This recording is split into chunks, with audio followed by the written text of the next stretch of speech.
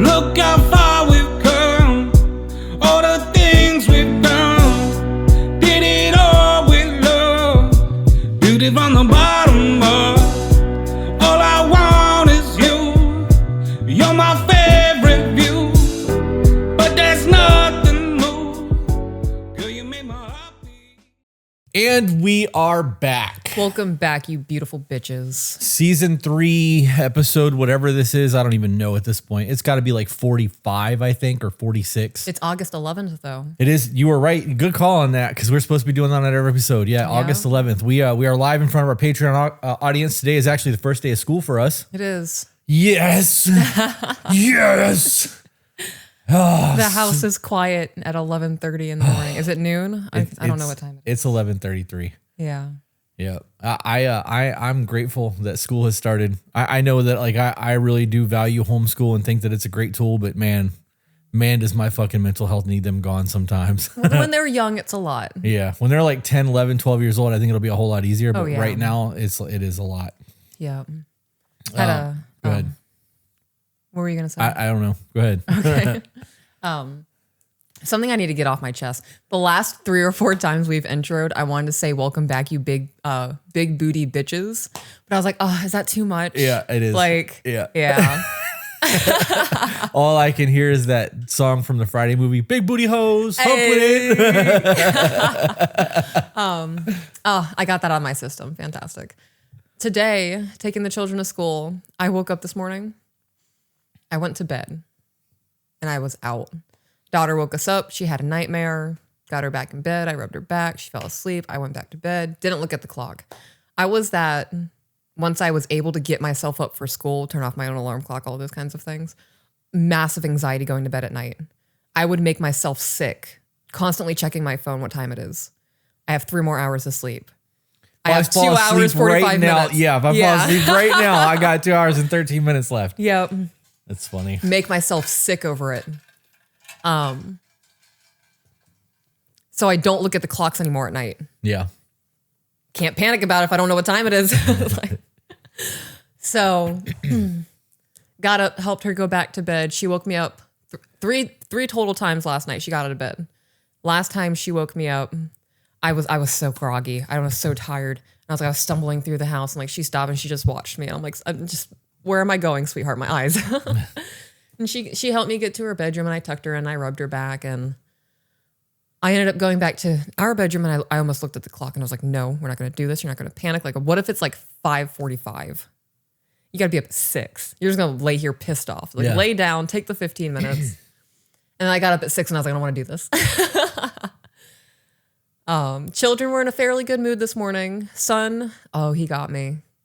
He got me this morning. So I was out on the back patio taking Ivy out, doing my morning stretches, kind of just like getting myself together. And he comes out, he opens the door. I'm like, oh, good morning, bud. And he was like, I have to go potty. And I was like, okay. And he closed it and went back inside. And I came in and daughter's getting ready and I go into our son's room and he's laying with his head under the blanket. And I started being goofy like, oh, has anybody seen my son, Mr. Dinosaur? Do you know where he went?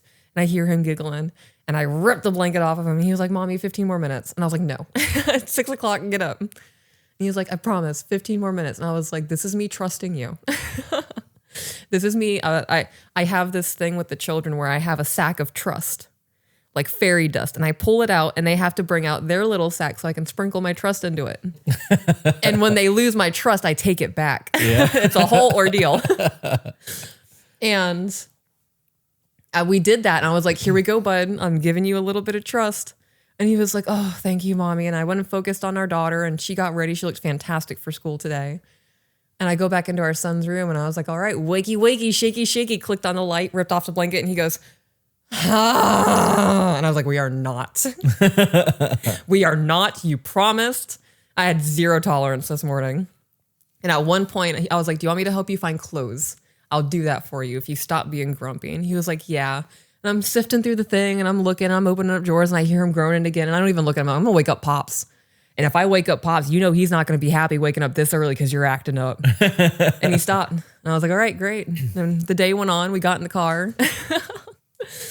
And children, we listened to music on the way there. That's crazy. They'll argue about anything. It's going to get so much worse. Eye of the Tiger. It was the argument this morning. And what was wild, our son was like, can we listen to music? And I was like, yeah, on the way to school, first day of school, let's go. I was like, what do we want to listen to? And he was like, Eye of the Tiger. And our daughter goes, it's the Eye of the Tiger, like really bad. Yeah. And our son goes, I don't want to listen to it anymore. Fucking savage. And Sissy was like, but I was so excited. I wanted to listen to that. And I was like, bud, you can't just. And he was like, but she sang it after I said it. And I just wanted to listen to the song. And I was like, right, but she's allowed to sing the song. That's why songs are made. And he's like, I don't want to listen to Eye of the Tiger anymore. I was like, we're listening to Eye of the Tiger. That's funny. And then we got there. The whole thing of what are we every morning? Yeah. What kind of day are we going to have a good day? Well, why are we going to have a good day? Because we're going to make good choices. We're going to listen to our teacher. We're going to have fun with our friends, whatever the case may be. And then hit them with, what are you? And our daughter goes, I don't remember. And I was like, well, make something up. Like, what do you believe you are? What do you think you are? She goes, I don't know. And our son just starts spouting it off. And he was like, I'm smart. I'm great. I'm strong. I'm handsome. I'm smart. And I was like, yes. And our daughter's like, oh, yes, I remember all of those. And she was like, I love my mommy and I love my family and I love my teacher. And even though I don't know her yet. And I was just really excited at how today went. Yeah, I'm glad that it went well. Yeah. We also went back to the gym today. We did. I did. Yep. Lat work. Excuse me. The thumbnail that was used for the video that premiered today was us when we were in the second bedroom. And we were both in shape still. I didn't have a belly. I had no man titties. Like, I didn't have a double chin. I was maybe 215 pounds, and you could tell. And I was like, the disappointment was real. I get that. I miss my traps. Yeah. Yeah. So we're doing the life things. We're gonna do thank you emails today, regular emails today. We got some cards over here for later. It has been requested that we start reacting to our older content for Patreon. And at first I was like, I don't want to do that. I don't want to do that. Okay, well, let me tell you, let me paint you a picture of what our world looks like right now. Okay, I'm gonna close my eyes. We have less than 10 weeks of content before we're up for season 3. Okay. Babe, That's insane. It's August. Right? So we are recording into November right now. So we have less than 10 weeks of content, and then we have no emails to read until season 4. Jesus. Right. We're 4 months ahead right now. So like we're going to have to do something as filler content, which means Patreon's about to get a lot of fucking content. Oh yeah, you guys are about to get swamped. A lot. Drown in our knowledge. Yeah. We have the couples retreat this weekend in North Carolina. That'll we have to leave for that Thursday. We ended up giving away a free room for that, which was pretty exciting. We did. We talked about this the other day. I want to do that for every retreat that we do. Mm-hmm. I think that we need to start planning the next retreat for the beginning of the year, for like a co-ed retreat. So guys, by the time this releases, there should be something available. Go to tobebetter.com, click on retreats, and figure out what we've got going on if you would like to come and do a weekend retreat with us. We still have spots for Greece and Bali. As of the time of this recording, we have 7 of each. Excuse me. And I still have spots available for my men's retreat. And this will be the only men's retreat I do. I will not be doing another one. No? Nope. It's not worth it. The amount of headache and like I'm done. Like I've done all the work for it. It's ready to go. But the amount of work that's going into preparing and trying to sell the spots, I don't want to be a salesman. Gotcha. So I would rather, and I know that in order to make money and do all of that, you have to be a salesman, but it's not about that. Mm-hmm. If it was about making money, I would have rented a fucking $20,000 mansion that had 50 spots, and we would have really pushed the shit. And I don't want to do that. Like I'm not trying to sell something. Mm-hmm. You guys either want to be here or you don't. And if you don't want to be here, I don't want you here. Right. So I get that. My book drops Friday. Exciting. Yeah, it'll be released the day that we start our couples retreat in North Carolina. I love that. Yep. All the information about the retreats, if you guys want to go and travel, is on the website, tobebetter.com. So for those of you who are listening right now and reading and Patreon, I see the chat. Somebody did ask where it was. I believe it's in Florida. I don't know. We have so many things booked between now and the end of the year that I read my schedule to Sean last night, and we literally have something booked every weekend until Thanksgiving. Mm-hmm. So it's a lot, whole lot of. Yes. Do you want to just jump into some thank you emails? Guys, we bought a whole bunch of other cards. Sorry, real quick. We bought a whole bunch of the other cards. We got some relationship. We were not stranger cards. We are not strangers. I bought 2 different expansion decks that are based off relationships. So we'll have more card content coming too, which is fun for us. I agree. I do want to touch on my women's retreat. I'm gonna be using my laptop. You should definitely do that. Okay. I'm gonna be using my laptop today, which I don't think you guys have seen my laptop. Maybe earlier on. I don't know. They saw it when we were at the studio still. Yeah, that was so long ago. I've put stickers on it. I'm such a rebel. My gosh. A little side tangent. When I got the laptop, I was like, oh, this is expensive. I can't put anything on it. And I was like, wait a minute, who's going to tell me no? Right. Sure. Do whatever you want. With my women's retreat, so I had my laptop. I was sitting over here waiting for my husband, doing my thing on my laptop. And I'm really excited. It's going to be a very power-packed weekend. We have scheduled downtime. Yeah. Like, this is not going to be a, all right, guys, so what do you want to do? Right. This is going to be, Belle, here. You there. Everyone here. Stop breathing. It's going to be, yeah. Stop breathing, huh? No, it's just an exaggeration. Okay. Yeah. No, there will be breath work, though. Good. That's good. So I will tell you to stop breathing at some point, but it's for a whole purpose, I promise. Not because of panic. There you go. Oh, I want to talk about everything I have planned. Go ahead. Talk about it. I'm going to talk about the key By the things. time this gets released, it'll have happened. Oh, you're right. So Okay. this will You know actually what? drop a month after the women's retreat. Wonderful. So the only people that are going to get it is the 66 people who are on Patreon Okay. that are watching right now. So for my future women's retreats, depending on how this one goes, I do want to do more. I have the hope of doing more, but it really depends on how this first one goes. And within this retreat, we are going to have 3 separate meal prep cooking classes. We are going to do morning and nighttime sound bath meditations. There is going to be, like I said, breath work. There will be holotropic breathing.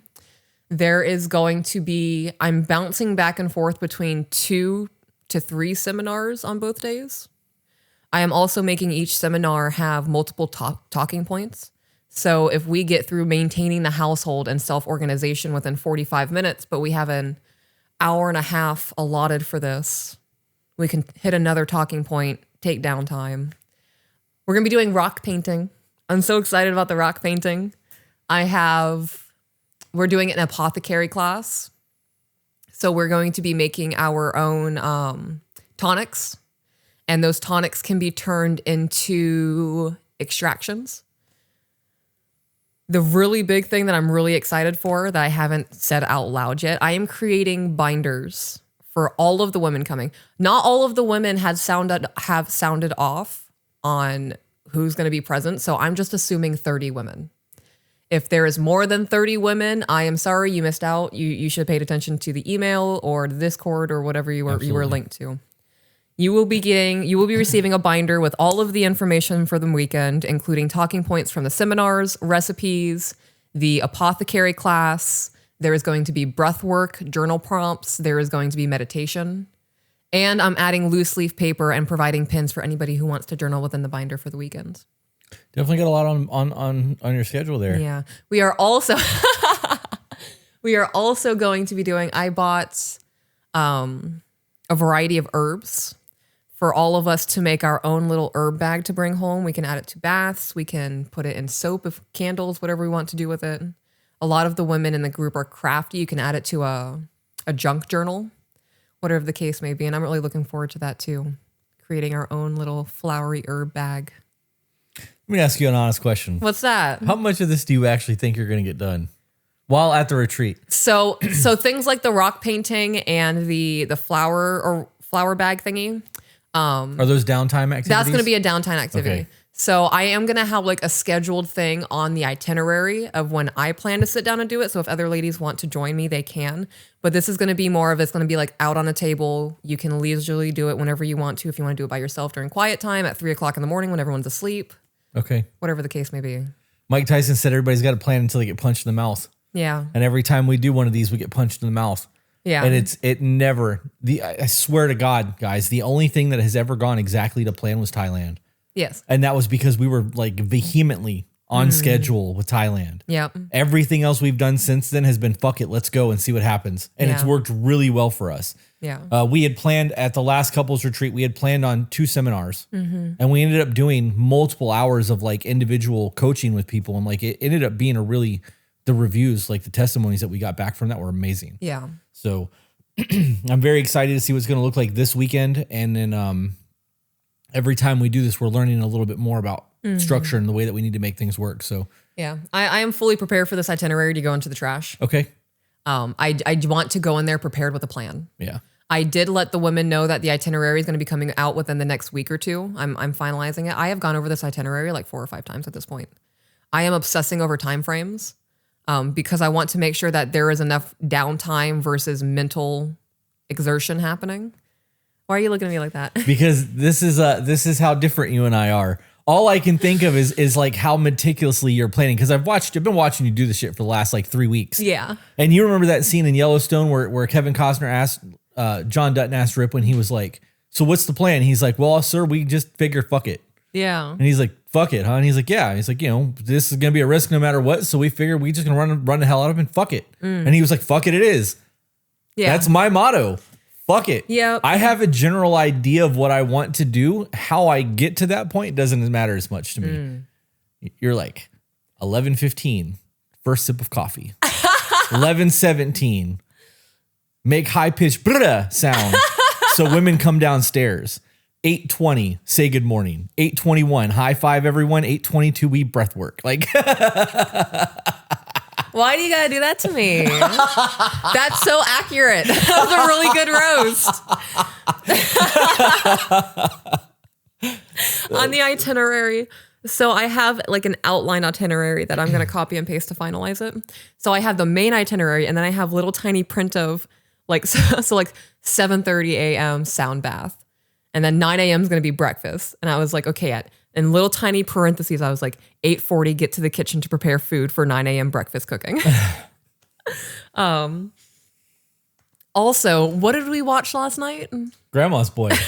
Don't judge me, monkey. That, the fucking I Had a Dream. I was a snake and I crawled into an elk, which means I was going to underestimate Somebody I care close about. to me, or whatever the fuck he said. There was a point where this fucking hippie mystical guy was doing his thing, and I looked at my husband and I was like, I'm feeling pretty personally attacked right now. Yeah. He was doing yoga on his desk as he was serving nettle tea. Yeah. Yeah, I'm fully prepared for this weekend to not go planned at all. I just know that there are possibly 30 plus women showing up to look at me to guide them through this weekend. And I'm not going to be like, I'm hungry. Who wants breakfast? Right. So Taking the reins. yeah, I want it to be organized. And Is your binder going to be something that you create and like has prompts and shit in it? Or is it just loose paper inside of a folder? what do you mean? You said that you're creating a binder. Yeah, it's a binder. So is it just loose paper with nothing on it? No. Okay. I'm printing shit. Yeah. Somebody in the chat said that you should sell those.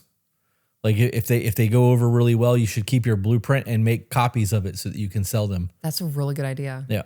Oh, I didn't think about that. I didn't either because this is, I mean, it would work though. If they're a huge fucking hit, it would be a very easy thing for us to put together and sell. Did I just inadvertently make a self-help book? Yeah. Right. Or create a PDF download that they can print Holy out and stick shit. in their own binder. That was who said that? Good idea. I can High tell you five. because I saw it.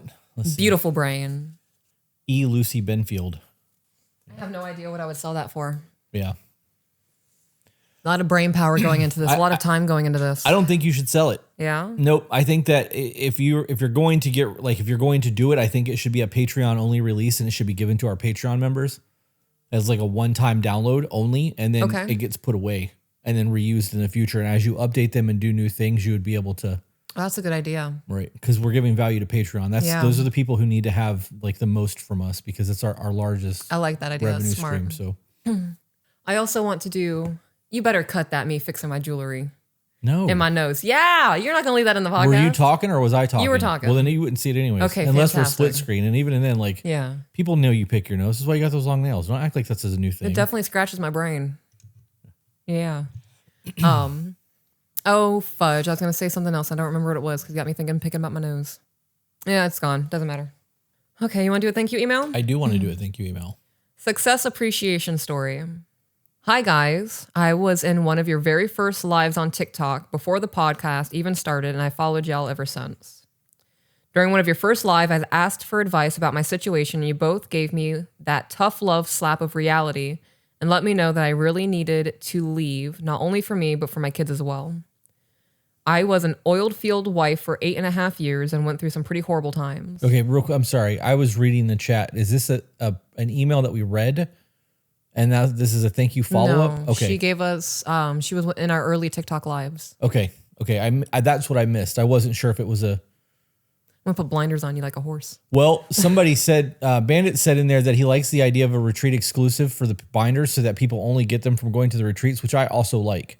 Yeah. We can do a simpler version so that we're not giving away what's going to the retreat because that does defeat the purpose of the retreats. Well, Yeah. the retreats should still have value. But then somebody else said that they feel like we should be doing a devotional, kind of the way that churches do. I want a relationship devotional from To Be Better or The Good Wives like churches do at the start of the year. And that's where you lost me because I don't know what that is. Oh, what? A devotional. Is this like a book where you guys have prompts for the entire year or like monthly? I don't understand what that is.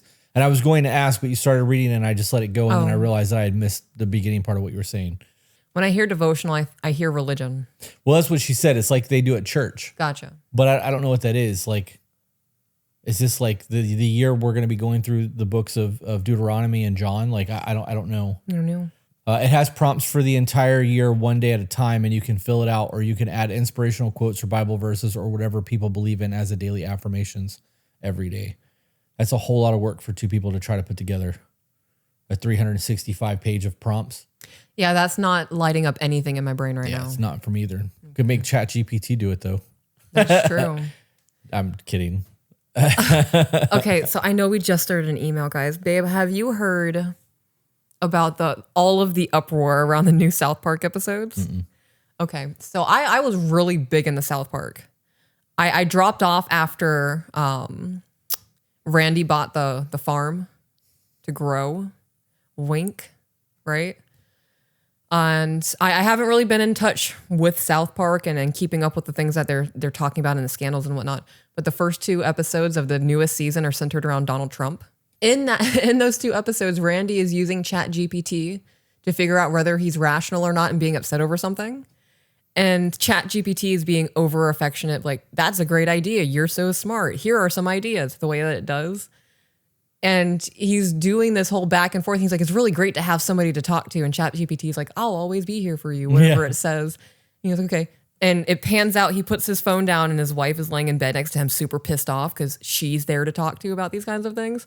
And he goes, good night, honey. And ChatGPT goes, good night. You're going to do great tomorrow. I was like, fuck. But like the reliance that people have on ChatGPT is insane. I know. And there's a whole lot of studies right now being released that it is atrophy in our brain because we no longer have to problem solve. Can't think. Okay, we got there. Back to it. Bandit Gaming real quick said, I love that Chris said about journaling because my busy work to focus is writing down what I'm listening to. I'm actually doing I am doing journal prompts every Sunday in the men's group. I have a different prompt every week. I love that. Yep. I went through and planned out all of August so that all I gotta do is copy and paste what's in my notepad. And then at the end of this month, I'll create another one for September and I will just be doing a journal prompt once a week until the end of the year. I love that. Yep. I can give you one. I can tell you what it is since by the time this airs, it'll have been months since we did the journal prompt. Where am I avoiding discomfort and how is it holding me back? That's a good one. The list, the little sub thing that I've got says list the areas of life, and in parentheses I wrote fitness, work, relationships, or personal growth, etc. Where you have chosen comfort over progress, then write one small action that you can take this week to lean into that discomfort. And the goal is to use the same journal prompt every single day because at the end of the week you have 6 new things or 7 new things where you're able to go and do and learn. So, I like that. Yeah. I don't do weekly prompts, journal prompts. I'm going to mull that over and see if I could handle doing that because I'm doing the weekly challenges. I also do like mini challenges for the month. I want to share mine because you shared yours. I make so many notes throughout the day. Yeah. Like anytime I'm listening to a podcast, if something triggers a thought, I open my note document and I type out something. And that's helpful for me going into the men's group because there's things that I wouldn't have otherwise thought of. I'm also going to be giving all of the men who come to the men's retreat a journal, a leather bound, like, you know, buy it off Etsy. I love that. So they have like a refillable journal that they can keep with them. So I give mini challenges to both of my women's groups. It's the same thing for both groups because I don't want to put more brain power. Right. I'll have to charge more. But The mini challenges, well, the one for this month is to live life as if you're the lead character in a film about, you know, awakening and self-love and going through this journey that you're going on, pretty much romanticizing your own life to not want to off yourself. Yeah. And this included curating a soundtrack for your day. So picking out music that makes you feel good. Wear something that makes you feel expressive or free, creative. Narrate your life internally like a novel. I do this all the time. And he came around the corner and gazed at me. It's funny. Take at least one photo or a short video of your main character moment to share with the group if you're comfortable in doing so. So it could be like you're wearing your best outfit, taking a picture at your favorite spot in front of the lake, in front of your favorite tree with a book. I want to see you be happy in your life. I'm pretty excited about that challenge. I love that. What was the name of that chick that you were talking about that fell in love with her psychiatrist, went crazy? Kendra. Somebody in the chat just asked about that. Yep, she used ChatGPT. She would go to ChatGPT. She named it Henry. I went down the whole fucking rabbit Well, that's hole, what they guys. asked. Carrington Oh asked. my gosh. And specifically said the lady, seen Kendra, the lady who fell in love with her psychiatrist and is totally manic and possible AI psychosis. Yep. So from my understanding, she's up to 30 TikToks talking about all of this. She's exposing herself with the things that she's saying. Yeah. Yes. And she used ChatGPT. She said that even ChatGPT recognized that there was something wrong in their relationship. And guys, I'm not going to lie. After watching the whole thing with Kendra using ChatGPT to validate her own delusions, and then watching Randy on South Park use ChatGPT to validate his own emotions and become emotionally entwined with it, I can't unsee it now. Yep. Yep. All right, let's get back to the email. I was an oiled field wife for 8.5 years and went through some pretty horrible times. Everything from being held at gunpoint with 3 babies to moving 2 states away from any and all family with little hope of ever escaping. I was young, scared, dealing with bipolar type 1 and an autoimmune disease, and DV made me so sick. Wow, what a transition from that conversation back to the email. Yeah. It was jarring as fuck for me just now. Yeah, that fucked me up a little bit. I think you should, when you deep dive things like this and you have these like fucking obsessions, we should do content based off of it. Okay, I'm down for that. I can make notes and shit. I don't have to do shit but sit here. It's Yeah. fucking great for me. Easy work. Well, I don't want Love you that. sitting there if you're not going to be... Right, but see, that's just it. Like, if you don't tell me any of this shit, I'd be like, no, what happened next? Yeah. Right, and I'll be engaged. Are you actually going to be into it? I'm fucking invested right now. Like, this chick is crazy as shit. I want to Yeah. know more, but we're in the middle of an episode. Like, this is Okay. content. Like, We can stop everything. I can make some notes real quick. I'm kidding. we can do another episode later that's that and just Yeah. release it as Friday content if you want, but like that's a whole ass episode. I want to do it as Patreon only. People enjoy it. Yeah. Somebody said that this is just like when she talked about you. So Oh, yeah. I enjoy talking about you.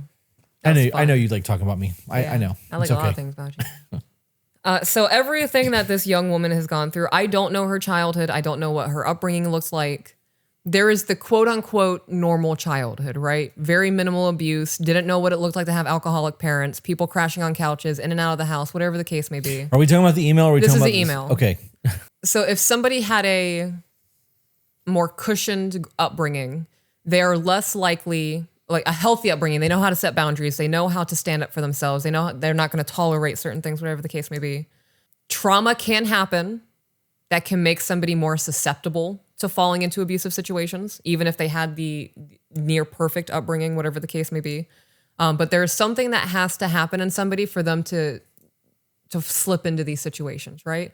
Because abuse like this doesn't start right off the bat.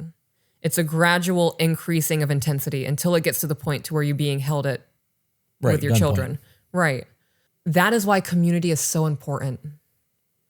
And taking things not personally is so important. If I had a friend who just got into a relationship and I was able to see red flags that she wasn't seeing, and I started verbalizing, hey, there is a concern that things might become physical. I've heard him yelling at you and calling you names. What if it escalates? Those kinds of things.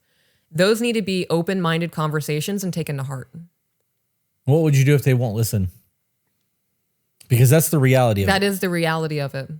I'm not going to get sucked into the tornado because that's what abusive relationships are. They are tornadoes of chaos and toxicity. I'm not going to get pulled into that, but I will be waiting underneath the medic tent once you're able to, or if you scream you need help and you decided you're done, I'm not going to beg somebody to leave their relationship. Right. They have to make that choice for themselves.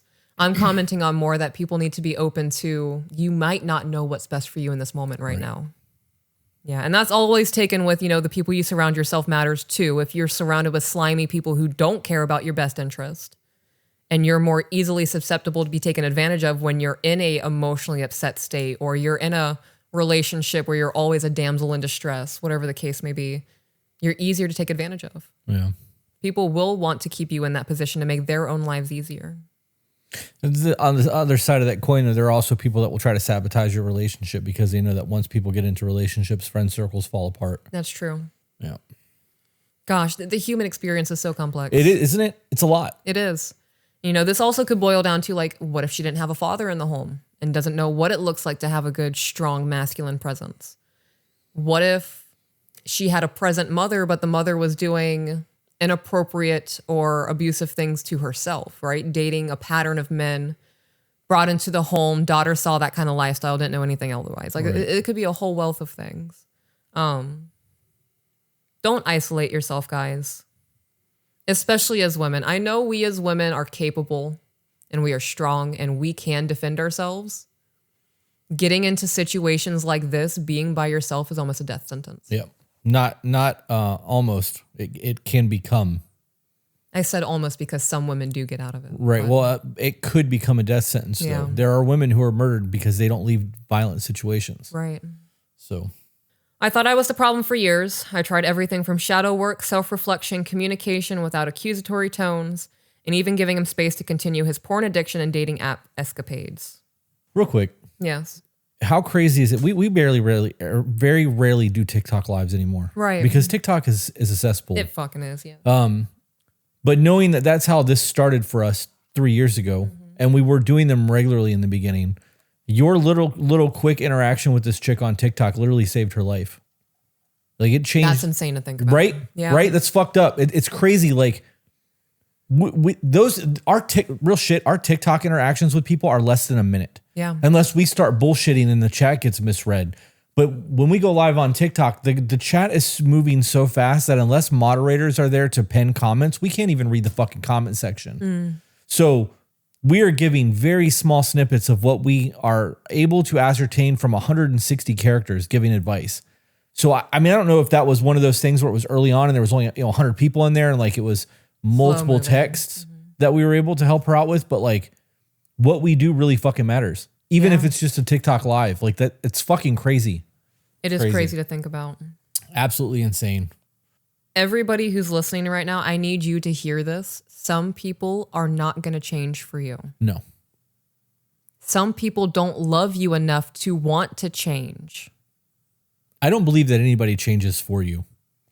I don't believe anybody will. I think that somebody might love you enough to want to change themselves to be better for you, but nobody changes for you. I didn't say for you. I know. Okay. I'm clarifying that. Like that's Okay. that's not how things work in Gotcha. life. So if you're one of those women who like I believed I could change him or I believed I would be enough that he would change, that's not how it has to work. Like No. they have to want to be that motherfucker for you or be the best version of themselves to make you happy.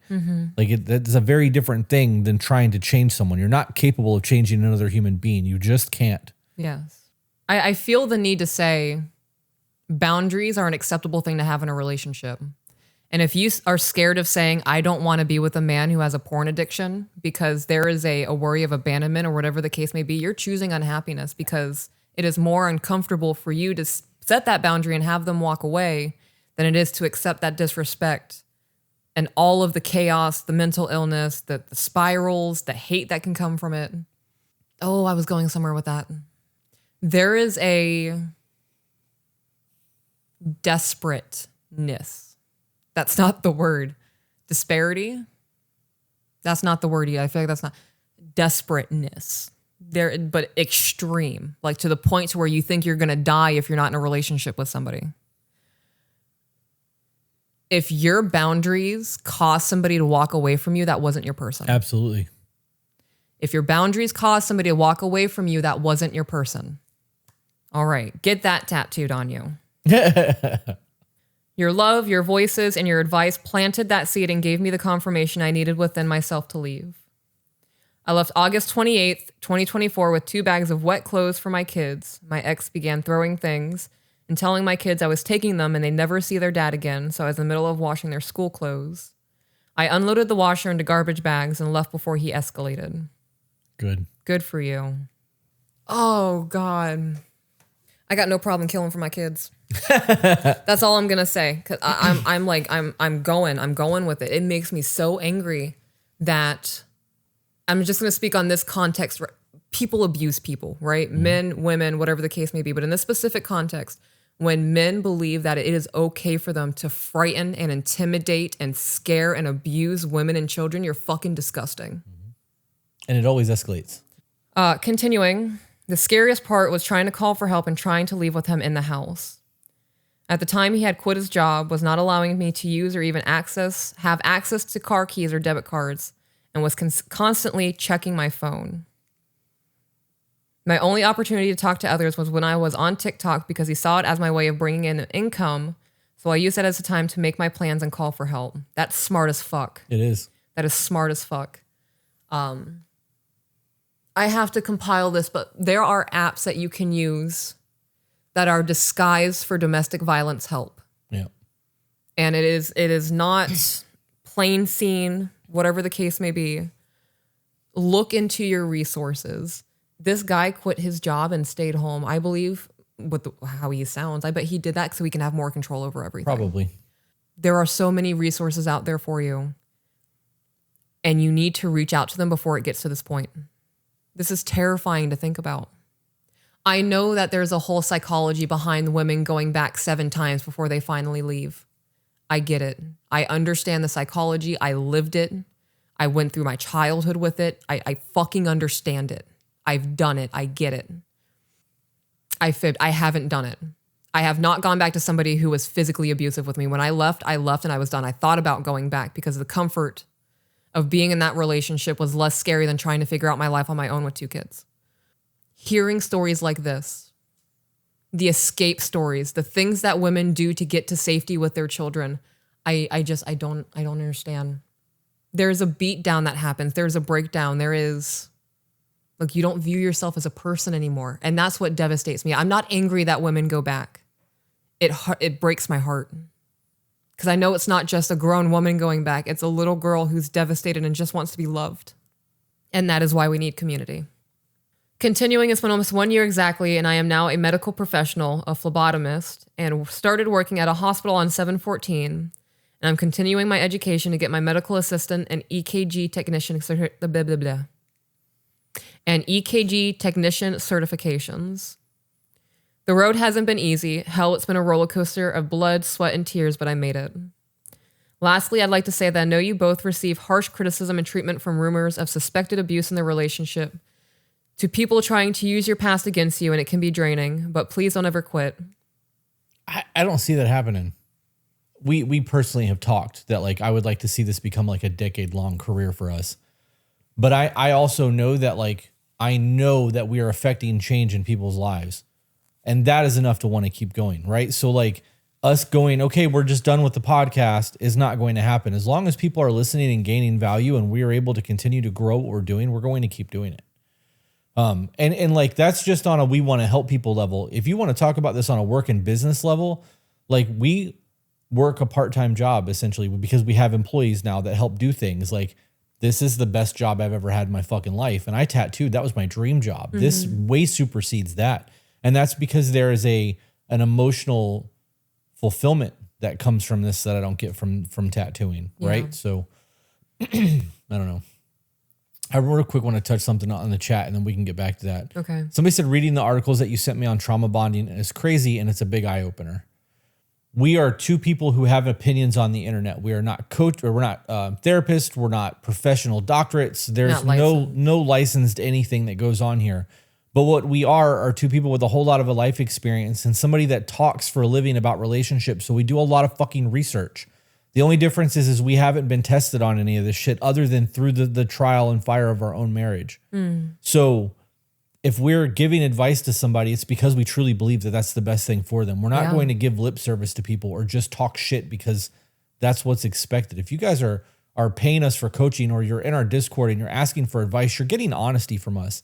And if your relationship is something where we go, we really think that you should leave, that's not something that we put lightly. We're here to save marriages, not end relationships. So if you're in a relationship and we're like, you should fucking leave that relationship, like we told this emailer, you need to fucking listen to us. Yeah. Continuing, you saved both me and my children. I may have done the work, created the plan, and took the steps to leave. But the days before I came into your life, I truly believed my only way out would be suicide. I figured investigations would open and my family would take my babies and I'd finally be free. But you made me see a different path. Keep going, keep helping people, keep speaking up and speaking out. With sincere gratitude and many blessings over you and your family. I'm so proud of this woman. Unaliving yourself would have definitely been the easier way to do it. It would have been. And that's the trick that the devil plays on us to get us to. The greatest gift that children have are mothers. And I'm glad that you didn't take that away from them. And I'm glad that you didn't deprive yourself the miracle of being able to raise them. Glad I didn't do my makeup today. Yep, was not expecting there to be an emotional reaction today. No. All right, now let's problem solve. So this says 5-year relationship. And then a note from Janae says, there are updates coming. That's why there is a 2-year-old email first. Holy shit. Okay. I hope to God we're not 2 years behind on regular emails. That's crazy. Didn't it? I'm sorry, this is a long one, but I'll try to make it as concise as possible. I'm 22 years old. My boyfriend is 25, and we are really struggling right now. We have been together for 5 years, and in the first 4 we were together, we had a lot of problems with him begging me to put effort into us. Well, with me begging him to put effort into us and him fighting me every step of the way. He didn't even get a job for these 4 years. I did my best to be understanding because we were long distance. I am from New York, and he lives all the way out in Australia. So you guys are like long distance. Not just long distance. Y'all are in different time zones. Not just different time zones. Like we're scheduling. Different hemispheres. Yeah. I can see why this email is 2 years old. Because if I had access to the inbox, I'd have saw that and be like, I'm not reading this shit. Yeah. I'm gonna be an asshole right now. I was about to say, I'm gonna be real honest. I'm gonna piss people off. Yeah. If you're in a long distance relationship and one person's in a different continent, that's not a real relationship. Right. Well, I mean, I actually agree with that. But what's the reality of you two actually? Realistically, like percentage wise, what do you think the percentages are that you two are going to actually come together one day and live under union? Who's gonna uproot? Right. You guys are in your early 20s at the time of this email. This was 2 years ago. She's 22. He's 25. Lives on another continent in a different fucking hemisphere. Like the reality is you guys are just internet buddies. Yeah. If you look at true data, long-term relationships normally don't work out anyways. Yeah. You add all of that distance and their age to it, like your percentages of overcoming this and it actually being successful goes way the fuck down. Doesn't mean that there's not a chance that it could work, because it could. Oh, yeah. But you need to be a realist. Very realistic. Yeah. I dated a dude in Italy once. The only time we could talk was after midnight my time or after midnight his time. Yeah. So like we would alternate days on who was staying up until 4 o'clock in the morning so we could have a 2-hour video chat. Ruined my life. My mental health went into the garbage. I started shutting out real life people to focus on this one internet interaction. Yep. Yeah. Bandit Gaming said less than 0.003% is the statistic. Yeah. That's insane to think about. Yeah.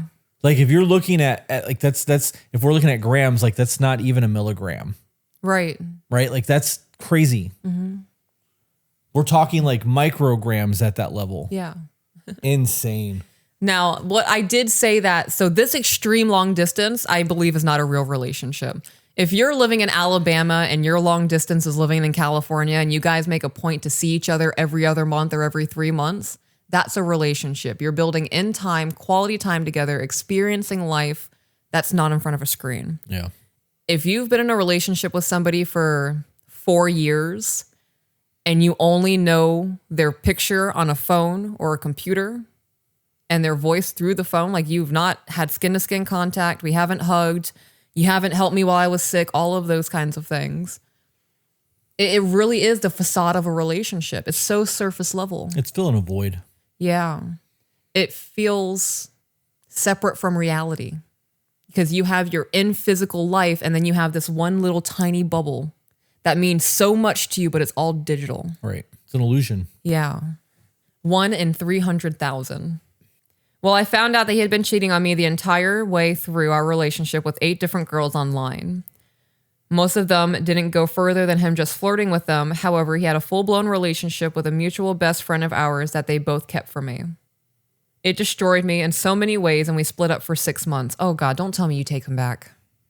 A dude cheated on you from Australia, and you think you can't do better than that? Right.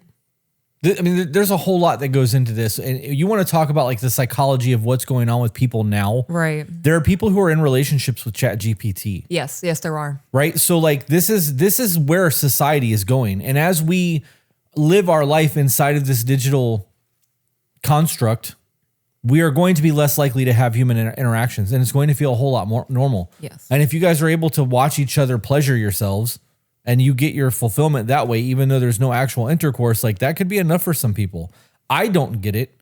I actually saw something online the other day where somebody was talking in comments, and it wasn't to me at this point, but there was a guy in there who was like talking shit to an older guy who was probably in his late 30s. And he was like, you probably still think the only way to meet people is in person instead of through dating apps, because the younger generation is digital. And like I read the entire interaction. It was like 45 I do that comments too. between the two people. Yeah. And there were so many times I wanted to jump in and interject into this because they were right on both accounts. Right. And like, because of what we do, I feel like an authority and I should jump in there and do something. But like, in the grand scheme of it, you're nobody to I them. am fucking nobody. Right. Yeah. We have our own little sphere of people who know who we are, but beyond that, we are no ones. And I get that. But the dude who was like, yeah, I do believe you should go and meet people in person. Like your relationships should be strengthened by proximity. And he's like making all these valid points.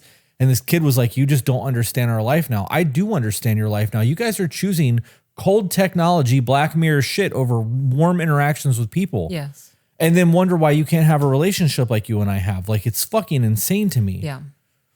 You remember that episode of Black Mirror where they can rewind their life in front of them? Through the They eyeball. can project it, yes. There were scenes in that where they were having sex, but they weren't present in the moment. They were watching something from the past, like the greatest moment of sex they've ever had. So they're not even enjoying it in the moment. They're enjoying a past moment while having an action happening. It's insane to me. Right? Like, Absolutely insane. absolutely bonkers. You guys have to make a choice. Yeah. Because this is a decision. You know what I mean? Like if you're choosing to live in that technology and that's where you want to be, you're not going to get the things that you're claiming that you're wanting out of watching our podcast. You know what I mean? Like that's not what we do. I don't believe that you were ever going to be truly satisfied and fulfilled in a relationship being that far away. You're not real. And in the event that you've been with somebody for 10 years on the internet and they meet somebody in real life and there's that hand touch at the bar or at the coffee shop and there's a smile and their warmth is there, you don't Butterflies matter. in the stomach. In 10 years, that shit, you don't matter at all. You're a digital presence. You're a fucking typing on a screen. This person is here in front of me right now. You're in another country. I don't have to worry about you. Yeah. Continuing, it destroyed me in so many ways, and we split up for 6 months. I felt like I was dead without him, and the fact that I was in college and working 2 jobs, practically killing myself so I could raise money to go see him, while he was sexting our best friend, just killed me inside. Technically, that's all he's doing with you. That is true. He was sexting with you. We don't have shared best friends, and we don't have a mutual female best friend. That's middle school shit to me. I was trying really hard to prove you wrong. Why? Because there's got to be like, I was like, no, we definitely have mutual friends. And then we definitely have same-sex friends that are mutual. And we don't. Mutual best friend. Right. Well, That's no. what I said. Right. But even that, like, we don't. Like, I was going to be like, well, what about Jenny? Because we're both really close to Jenny, but it's not the same thing. I talk to her in a group chat once in a while, and you talk to her all the time. So you're absolutely correct in that. It's just weird to think about because these people are still friends, and I do view them that way, but context matters. Yeah. Right? I don't know. Sometimes it's good for us to argue on the podcast. I agree. Okay. You want to fight about something? No, I really don't. Okay, I was about to say, I can think about something. I really don't have it in me to do that. But I was trying to be the opposite side of the coin, or like, you know, well, what about this? Devil's advocate. Yeah, devil's advocate. There was Yeah. nothing there. You're right. People also use terms loosey-goosey. Yeah. They'll think that an acquaintance is a friend and they can go to them over everything, but then they overstep and they overshare, whatever the case may be. When I hear best friend, I think of somebody that I confide in, somebody I go to when I'm emotionally not okay, somebody I share my wins with. I think of you. I think of Janae, Buff Bell. Right. I don't have a male best friend that I tell things to outside of my husband. You get that side of me. Right. And then if I have something I want to share, I can post it on Facebook. I don't need outside male attention outside of my husband. I agree. I don't need it from women, so I get it. But I was also not going that route either when I was trying to think of an argument. Well, I wasn't going a route on anything. That was just a deeper dig, I guess. Look, do your job. I don't need your attitude.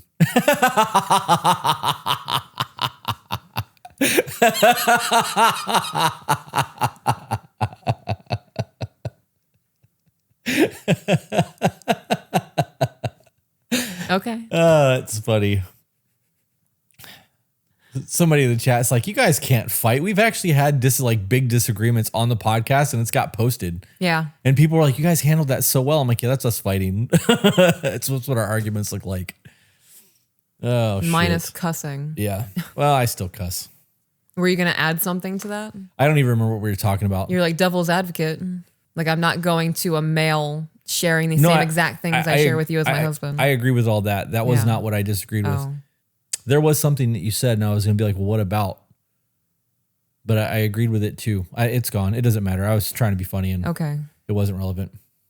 It's crazy that you can have an emotional tie, right? This is how we know that emotions aren't real.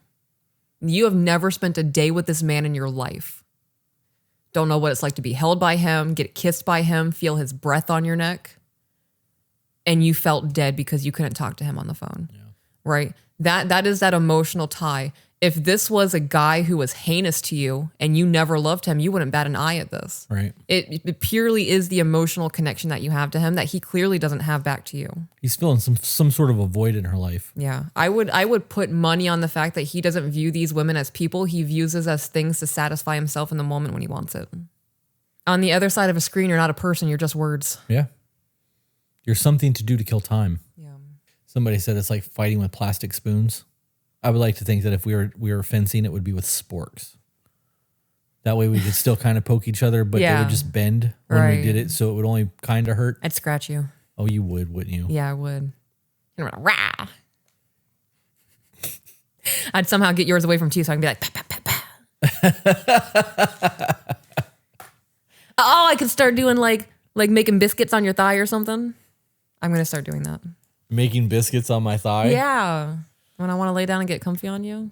Oh, you're going to need me like a cat. Like a cat. Making biscuits. That's funny. Yeah. Is it not called making biscuits? That's what I always called it too. But I went to you were having sporks in your hands and into making biscuits. I don't know where I thought we went to food now. Like, okay, let's talk about food. I don't know. Continuing, it honestly was very traumatic and I was so depressed to the point of being suicidal. Jesus. Where's your self-worth? Have you had an in-person relationship or was this your first love being with this guy? I couldn't imagine that. Being suicidal over somebody I've never met in person. This really shows the psychological hold people can have on one another. Yeah. Crazy.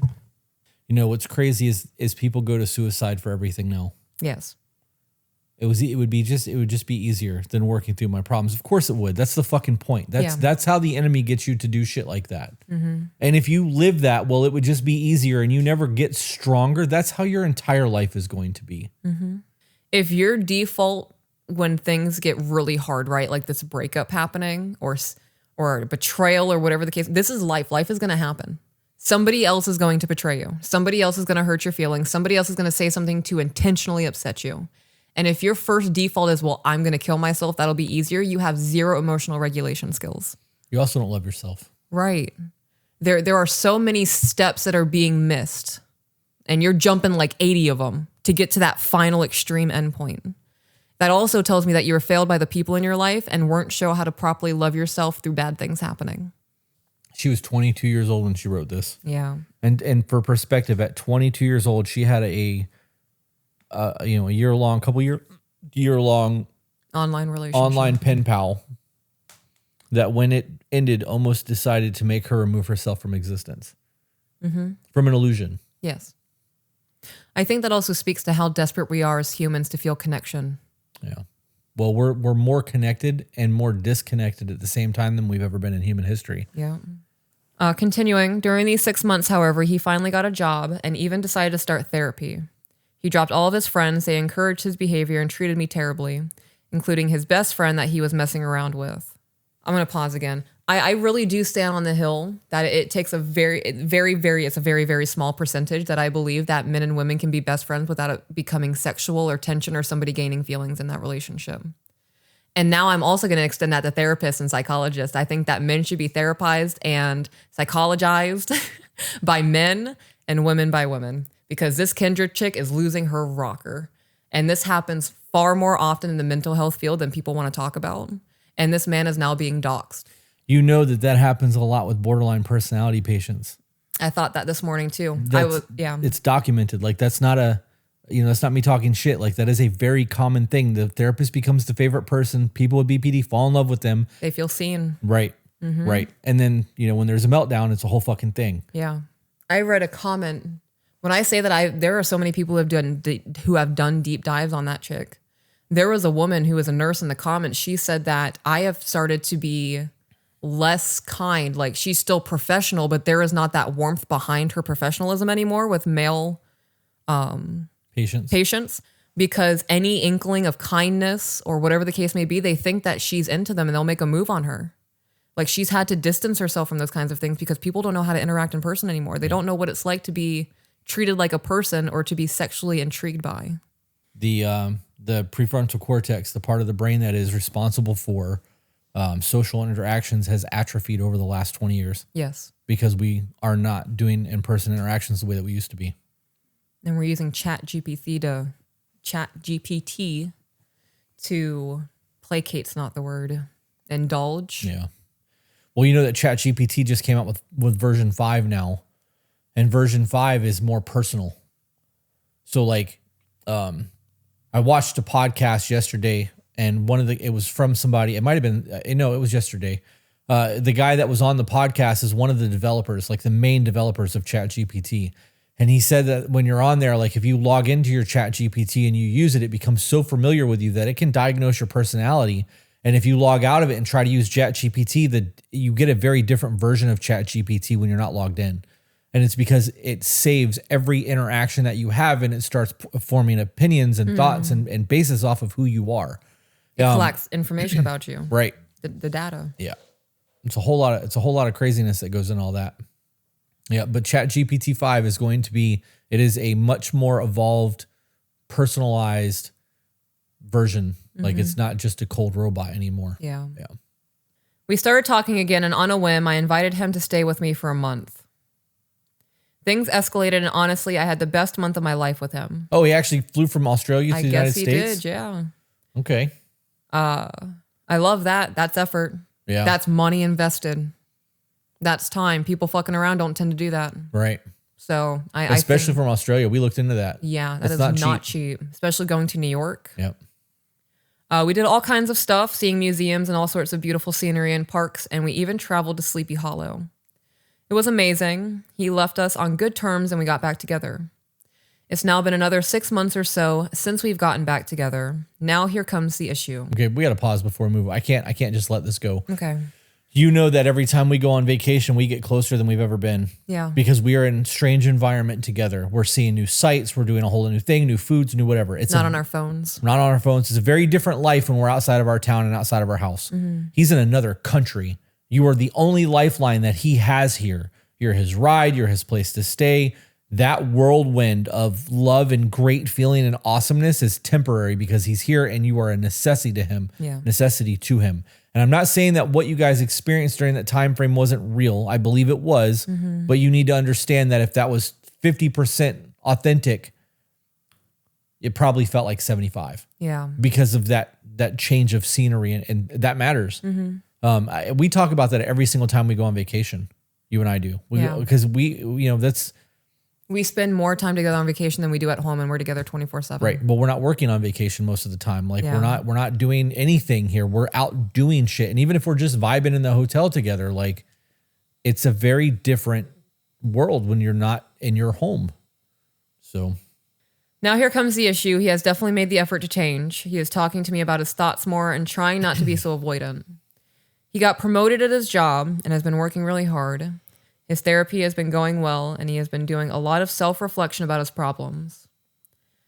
I've expressed my concerns to him and tried my best to be patient and forgive him for everything he has done to me. He didn't do it to you. He did it for himself, and you were collateral damage. Yep. I couldn't just get past that. Yep. People listening, you need to recognize that even if the person loves you, you are not the center of their universe. They are the center of their universe. You may be an important planet. They want that life to sustain there, so they're going to make sure the atmosphere is right, all of the things needed to sit, blah, blah, blah, whatever. Don't take things personally if it's not about you. Your person cheating on you is not about you. It's them seeking to get their needs met by somebody else.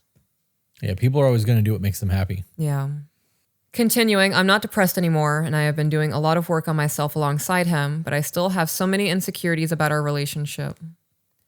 I've been slowly forgiving the infidelity, but these insecurities make it so hard to be rational around him. I hyperanalyze everything he says to me, and these insecurities have only gotten worse because I have been catching him lying to me over and over again. No. So I want to pause there. You giving him chance and chance and chance to lie to you, he knows he can get away with it. He knows there's going to be no repercussions. You lied to me again? Oh, you... He's going to do it again. Yeah. There is no, oh, fuck, she's serious this time. If I need to get my act together. If I were in this position to a T, and I'm trying to forgive and I'm working on my insecurities and we're going to make this relationship work and I catch a lie, we're done. That ended when we agreed to make this work when you visited in New York and then you went back home and all of this started again. Right. I agree. Yeah. This is the second chance. Not 2.0, 2.1, 2.2, right. 2.3. Do you have anything you want to add to it? Nope, you're getting it. Continuing, most of the lies were such tiny things. For example, lies about watching adult content, lies about stuff he looked up, or lying that he called important people like his therapist that he didn't actually call. There's no such thing as a little lie. It's a lie. That's it's a lie. Period. Right. And if you're going to lie about what you call the little things, imagine what you're lying about the big things. I view watching pornography in a relationship, right? This is my belief as a monogamous married woman. I view that as cheating. Same. That's not a little lie. Him talking to your guys' best friend and sexting as you phrased it and him looking at adult content is the exact same thing to me. So that's not a little lie. Lies about stuff that he looked up, I don't know what that means. Probably his search history. Yeah. Is that more pornography things? Could be. So that ties into the first one. I don't want to touch on that. Okay, wait. We do need to touch on that, though. Their entire life is based off of the internet. Right. Literally, an entire relationship is founded and based in a digital reality. And she can't trust him. And she can't trust him in that digital reality. What the fuck are you doing? That's a good point. That is a really good point. Lying about seeing a therapist that he didn't actually call, I would leave a relationship over that. If we are at a point where a therapist or a psychologist is necessary for us to move forward and make things work, and you lie to me about making a phone call, booking the appointment, whatever the case may be, you don't take this seriously, I'm not wasting my time. Am I a bitch? No, I think that you have expectations of the people that are... No, and you even asking that is kind of fucked up. There's nothing wrong with having expectations of the people in your life that you are allowing to be in your bubble, digital or otherwise. I have a set standard of the quality of person that I want around me. Mm-hmm. And if you can't meet that standard, you don't need to be around me. Yeah. You want to be a fucking liar and a piece of shit and doing all of that shit. Go find other people that mesh that. Get the fuck out of here. You're making my clean room dirty. Right. I'm tired of cleaning up this room. I got it where I want it. Stay outside. Mm-hmm. You're not welcome in here anymore. There's nothing wrong with that at all. I expect a certain level of honesty and quality of character and integrity from the people in my life. You're showing me that you don't have that. You got to go. Doesn't make you a bitch. That makes you somebody that understands that you have a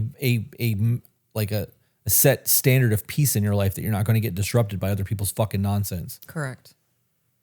Thank you. I want a really good woman in a really good relationship, but I'm going to go do all this other shit. And you're never going to have that good woman or that good relationship because you can't get your fucking shit together.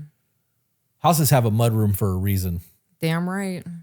You leave all that fucking disgusting nonsense at the door. Yeah. All right, continuing. But when I confront him about them, he gaslights me over these little lies, and they tend to cause arguments as a result. I'm going to be honest. I have no advice to deal with a gaslighter besides leave them. Yeah. This is all behavior that you're choosing. Yes, and it's abuse. Yeah. People are going, oh, I can't believe he said that she's choosing to live this way. What is it? Right. If she knows he's lying, knows he's has committed adultery, infidelity. We know that he gaslights. We know that he's not doing the things that she expects of him. Incites arguments. And she's allowing it to happen. What would you call it if she's not choosing it? Right. Dude's in Australia. She's not shackled to the bed. Bedroom door locked. Can't get out the front door. Continuing, even though there's such tiny things to lie about, I keep drawing the lies back to the bigger lies he told me during the first 4 years we were together, and basically feeling like if he insists on lying about these small things, what else is there? Yeah, said that a minute ago. Yeah, so we touched on there's not big lies or little lies, there's just lies. Yes. You did not tell me the truth. You omitted. You sinner. Yeah. Continuing, I have definitely repeatedly told him how his lying makes me feel as well. I do not know if I'm making the right decisions in being with him. So I'm going to pause right here. I have definitely repeatedly told him how his lying makes me feel as well.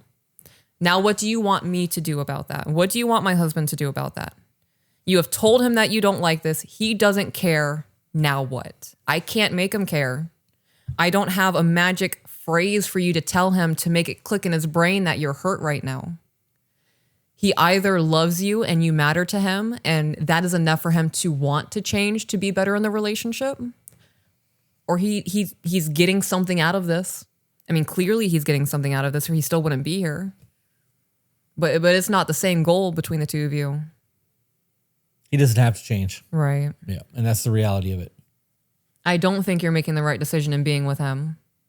Gosh, you know what? I've started telling ladies, right, to really, really put it into perspective for them. If I had to choose between living the life that you just presented to me or living by myself and struggling, I'm going to live by myself and struggle. Right. Because you know what it is to have peace. Yes. And I know what it's like to live in that. I've been up at 2 or 3 o'clock in the morning making myself sick going through somebody's phone because I know that they're cheating on me. I know what it's like questioning every move. I believed he was going to work for 2 weeks straight because he put on a work uniform and said, bye, see you at 11:30. And he quit his job, going who the fuck knows where. I will never live that way again. Passion and energy and energy and passion. I'm getting heated. Where did that come from? It's a meme. Okay. It's things like, I've seen a lot of people trying to like work out, doing like the step up shit, and they're like passion and energy and like get it in there and like actually be a part of it. And, Okay. yeah. I also could be wrong. It could be totally something else, but I like how that sounds. Okay. So I'm saying it. That's what we're choosing then. All right. Continuing, I feel like maybe we should take a break for now and come back to it. I don't believe in breaks. I don't believe you guys need to be together. He's on another continent. Yeah. And your Acting the way he's relationship is a acting. fucking mess. Yeah. We are either going to make this relationship work together now. There is no, I'm going to disappear for the next month, get my shit together, and then come back and we're going to figure this out. This is, we are planning on living life together. We're going to die together. We're going to raise children, whatever the case may be. We can solve our problems together. What if you guys break and you go on 2 separate healing journeys and he goes further down deep into what he's already into? We come back together and he's doing all of this times 10. That sounds like a big old waste of time to me. Yep. Continuing. Maybe I should finally cut ties and let this go. Maybe even try just being friends with no communication for a little while as we continue to grow. I mean, despite the lies, everything else is just so nice. That is something that abused people tell themselves. What were you going to say? She's filling a void. Yeah. She doesn't have anybody else in her life right now. So this is a trauma bond. She's totally connected to this dude because there is no other anything in her life. Right. I guarantee you that if she was to go out and meet another person, like another man, and he was polite and gentle and like engaging with her, none of this would be going on right now. Wouldn't even be a second thought. Right. Yeah. We have the same hobbies and interests, and we can hang out all day long and not fight about anything and just laugh about everything. You're not hanging out. No, you're in not. a chat. Yeah. You're a voice over a speaker. I need the warmth of your breath as you're talking to me. When we're laying down and cuddling and I can hear your heartbeat, there is a level of connection that I don't think a vast majority of people are going to understand what it is going forward. Right. Continuing, he compliments me and never tears me down and always tells me how proud of me he is. He never tears me down, but he watches pornography behind your back. And lies to you and cheats on you. Right. Yeah. I just am at such a loss. Should I let him continue to lie to me since the lies are about such small things, or should I respect that I really hate the lying and can't endure them anymore? Did you hear that? Should I let him continue to lie to me since the lies are about such small things? That one makes me angry. It doesn't make me angry at the emailer. It makes me angry the fact that it was even thought about. As children, we are taught we don't lie. Even if you get in trouble, honesty is the way to do it, because if we find out later on that it was a lie, there's going to be more trouble, more consequences, whatever the case may be. And into adulthood, if you get arrested for some shit and you don't fess up to it, whatever the case may be, and they find out later on, you're going to have a longer sentence. You could have a plea bargain, whatever the case may be. When you fuck up and do something foul, just say it. That's what we teach the kids. You will get in less trouble if you're honest with us. So you agree she shouldn't be with this dude? Yes. Okay, let's skip to the update. Well, that is the update. I mean, that's the end of it. We're going into the update. Am I talking too much? No, I gotta be honest. I don't enjoy doing these emails. Okay.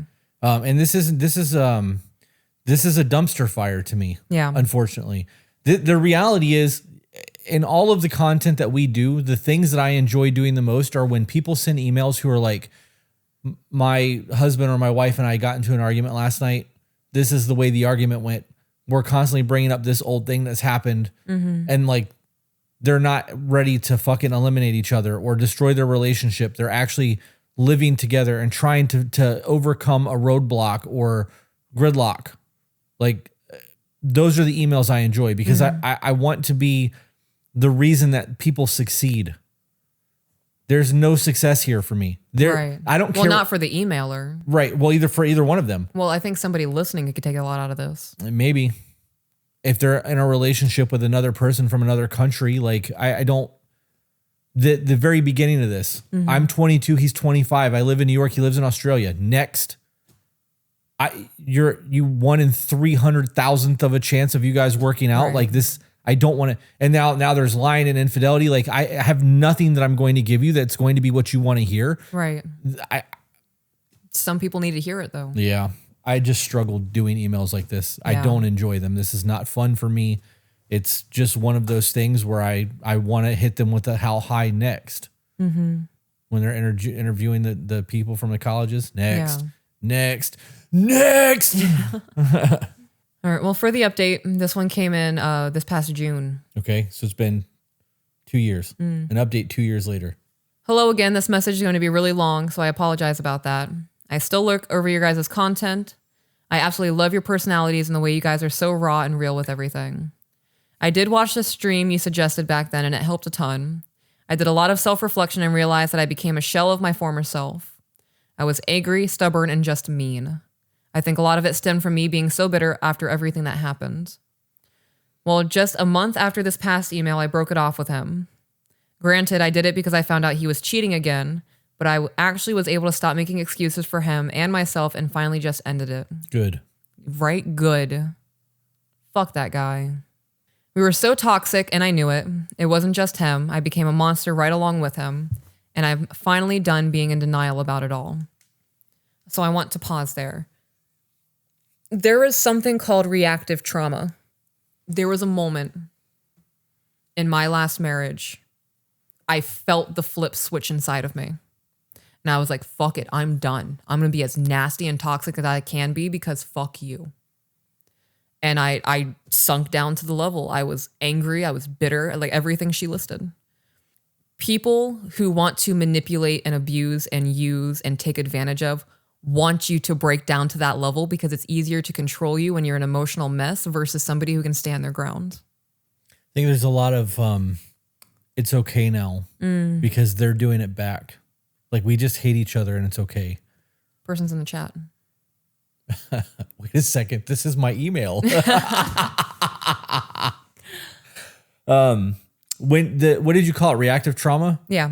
When you can push somebody to be in that reactive, all of the guilt that comes from being shitty towards them goes away because now they're doing it too. Now it's justified. Right. Now it's acceptable behavior because it's matched energy. It gets them off the hook. That's what I was getting at. It I don't know. makes them. I don't know if that's where I was at when I read the thing, but that's where I was going with it for the short version. So, and that makes sense because when you are now also an abuser, you're not going to be viewed as the victim as shit comes out. Right. Right. It's all control. It's all manipulation. It's all strategic. If you sink down to their level and you're hurling the same insults and all of those kinds of things, like I just said, people don't recognize this enough. Once you sink down to that level and then outside people start looking in, well, you're both shitty to each other. You may have started off as the victim being abused in this relationship. And then it gets to a point where that reactive trauma kicks in. People don't know what's happened in this relationship. And then it's just the final product of you killing each other. Yeah. I became a monster along with him, and I'm finally done being in denial about it all. I went fully no contact with him as well, so there is no possibility I'm getting drawn back in. To add to this, I've gotten married now to someone else. Oh, shit. Good for you. Oh my gosh, I'm so glad. It's got to be in person though. Like, come on. Hopefully they're not in like Kenya or... Is this man living with you? Right. Like, are they also in the United States? Like, are we on the same land at this point? Right. Okay. Well, it seems we've really hit a roadblock. Him and I are 25 and 24 respectively. And if that helps add context to us. My husband is a very kind and gentle person. He's patient with me and has been there for me even through the really tough divorce my father and stepmother went through recently. It completely ripped my family apart, and I also had a miscarriage from the stress of it all. But I was able to get through it because he was there for me. At this time, I've been with him for over a year. If you count the courting phase, it's just over a year and a half now. So if you ended the relationship a week after that email, you had maybe 5 or 6 months of being single before jumping. I mean, that's a pretty decent amount of time, unless you were hopping. Right. Dating apps, whatever the case may be. Hope you got a lot of work done in that 6 months. Right. Same. Continuing, I admit we did get married kind of soon, but we connected so quickly and he was having trouble with immigration services. Red flag. Red flag. Red flag on the field. Stop the plane. We're not bringing it into the bunker. Fucking get out. I'm on board with green card marriages. I am too, but right? It needs to be monetary and not lies. Like we have a contract. We're not going to get emotionally involved. Whatever the case may be. We're getting married because I can't imagine my life without you. Right. I have seen way too many green card marriages happen simply so that somebody can get citizenship. And the other person left devastated? Well, just it's not so much devastated. It's that they end up in a really shitty marriage because in the event that the marriage ends, the status could be revoked. So, it's a miserable situationship because of it. This is one of those situations where tread lightly in getting married to somebody, knowing that there is immigration issues going on. I don't want to be used as a person, so that would be a concern. We know somebody who got married very quickly because the green card was an issue, and they've been happily married for years at this point. Right, but they were happy beforehand, right? Like that wasn't like marriage wasn't a thing for them. It wasn't like, well, we should get married so that I can get citizenship.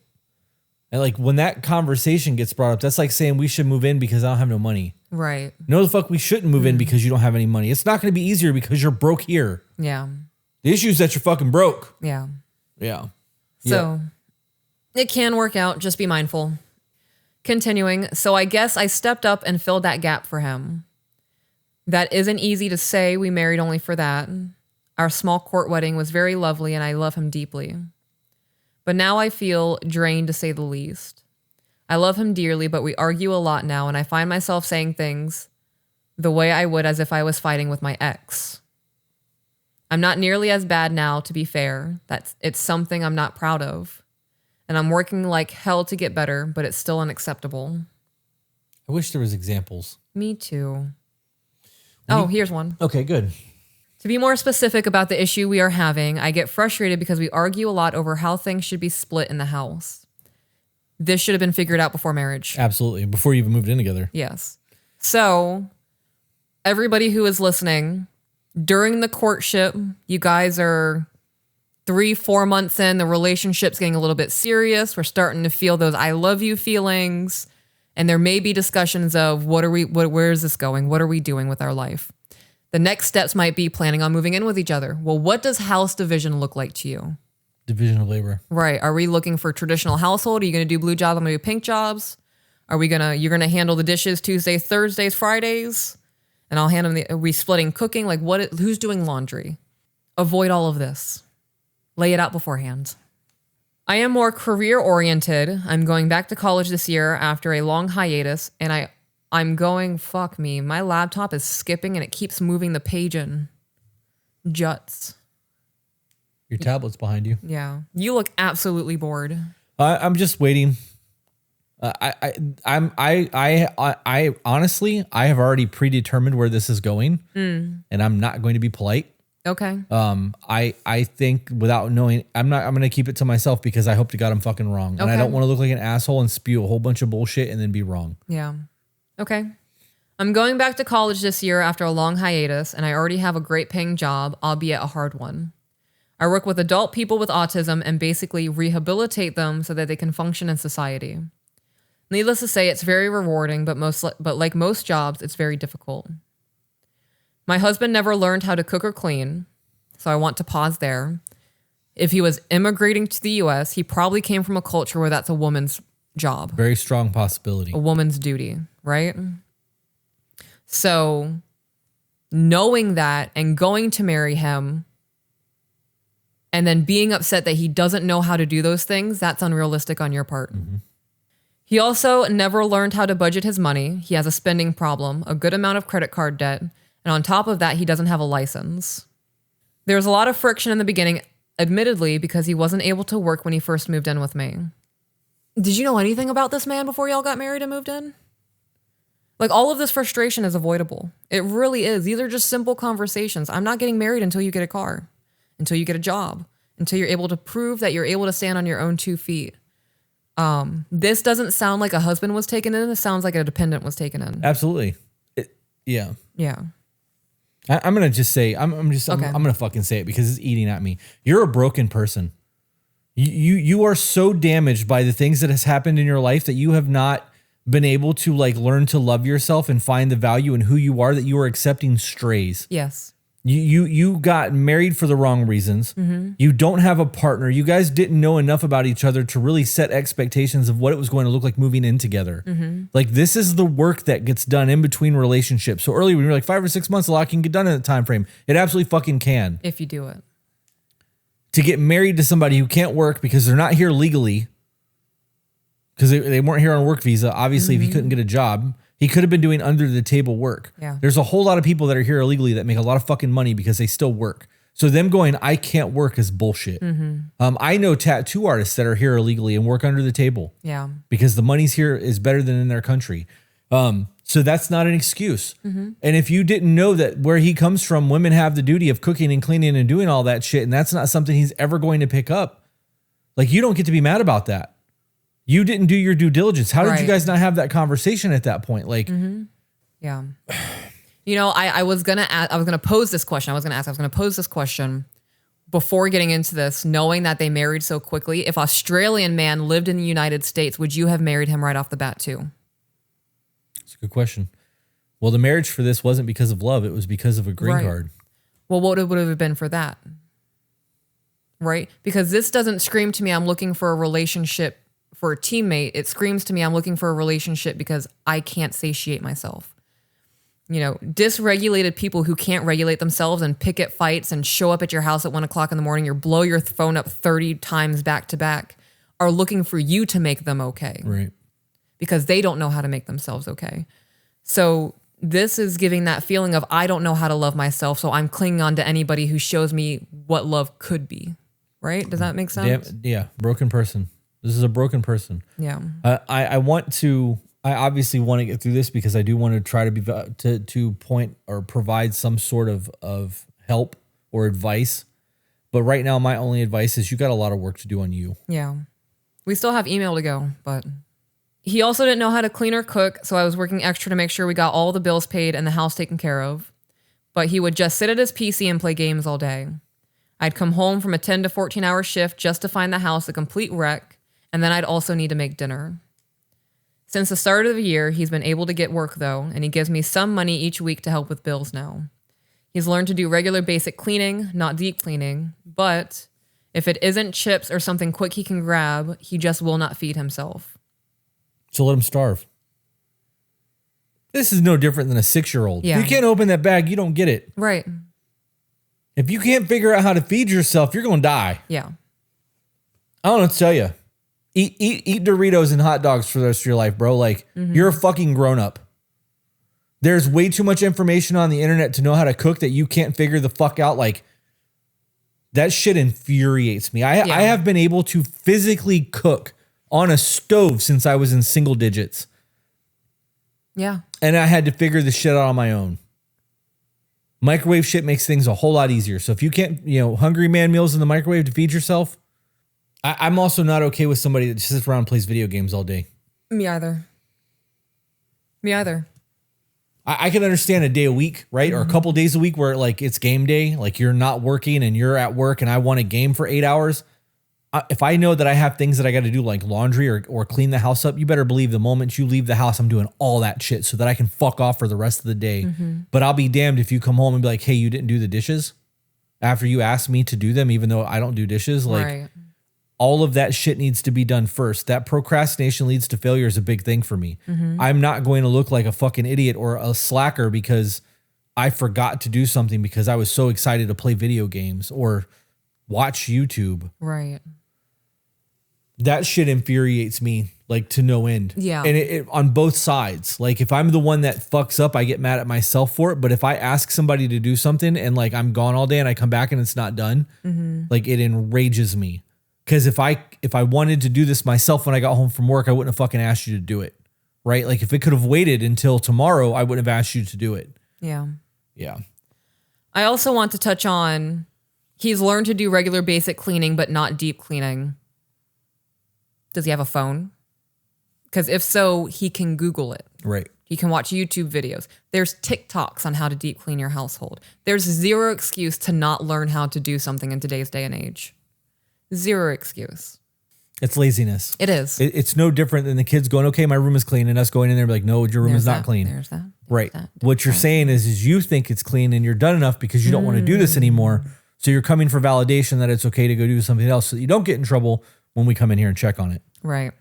So I step in and make sure I cook so he can eat. And as I've made clear since before he moved in, if I cook, then he cleans the kitchen. I bet he doesn't do that.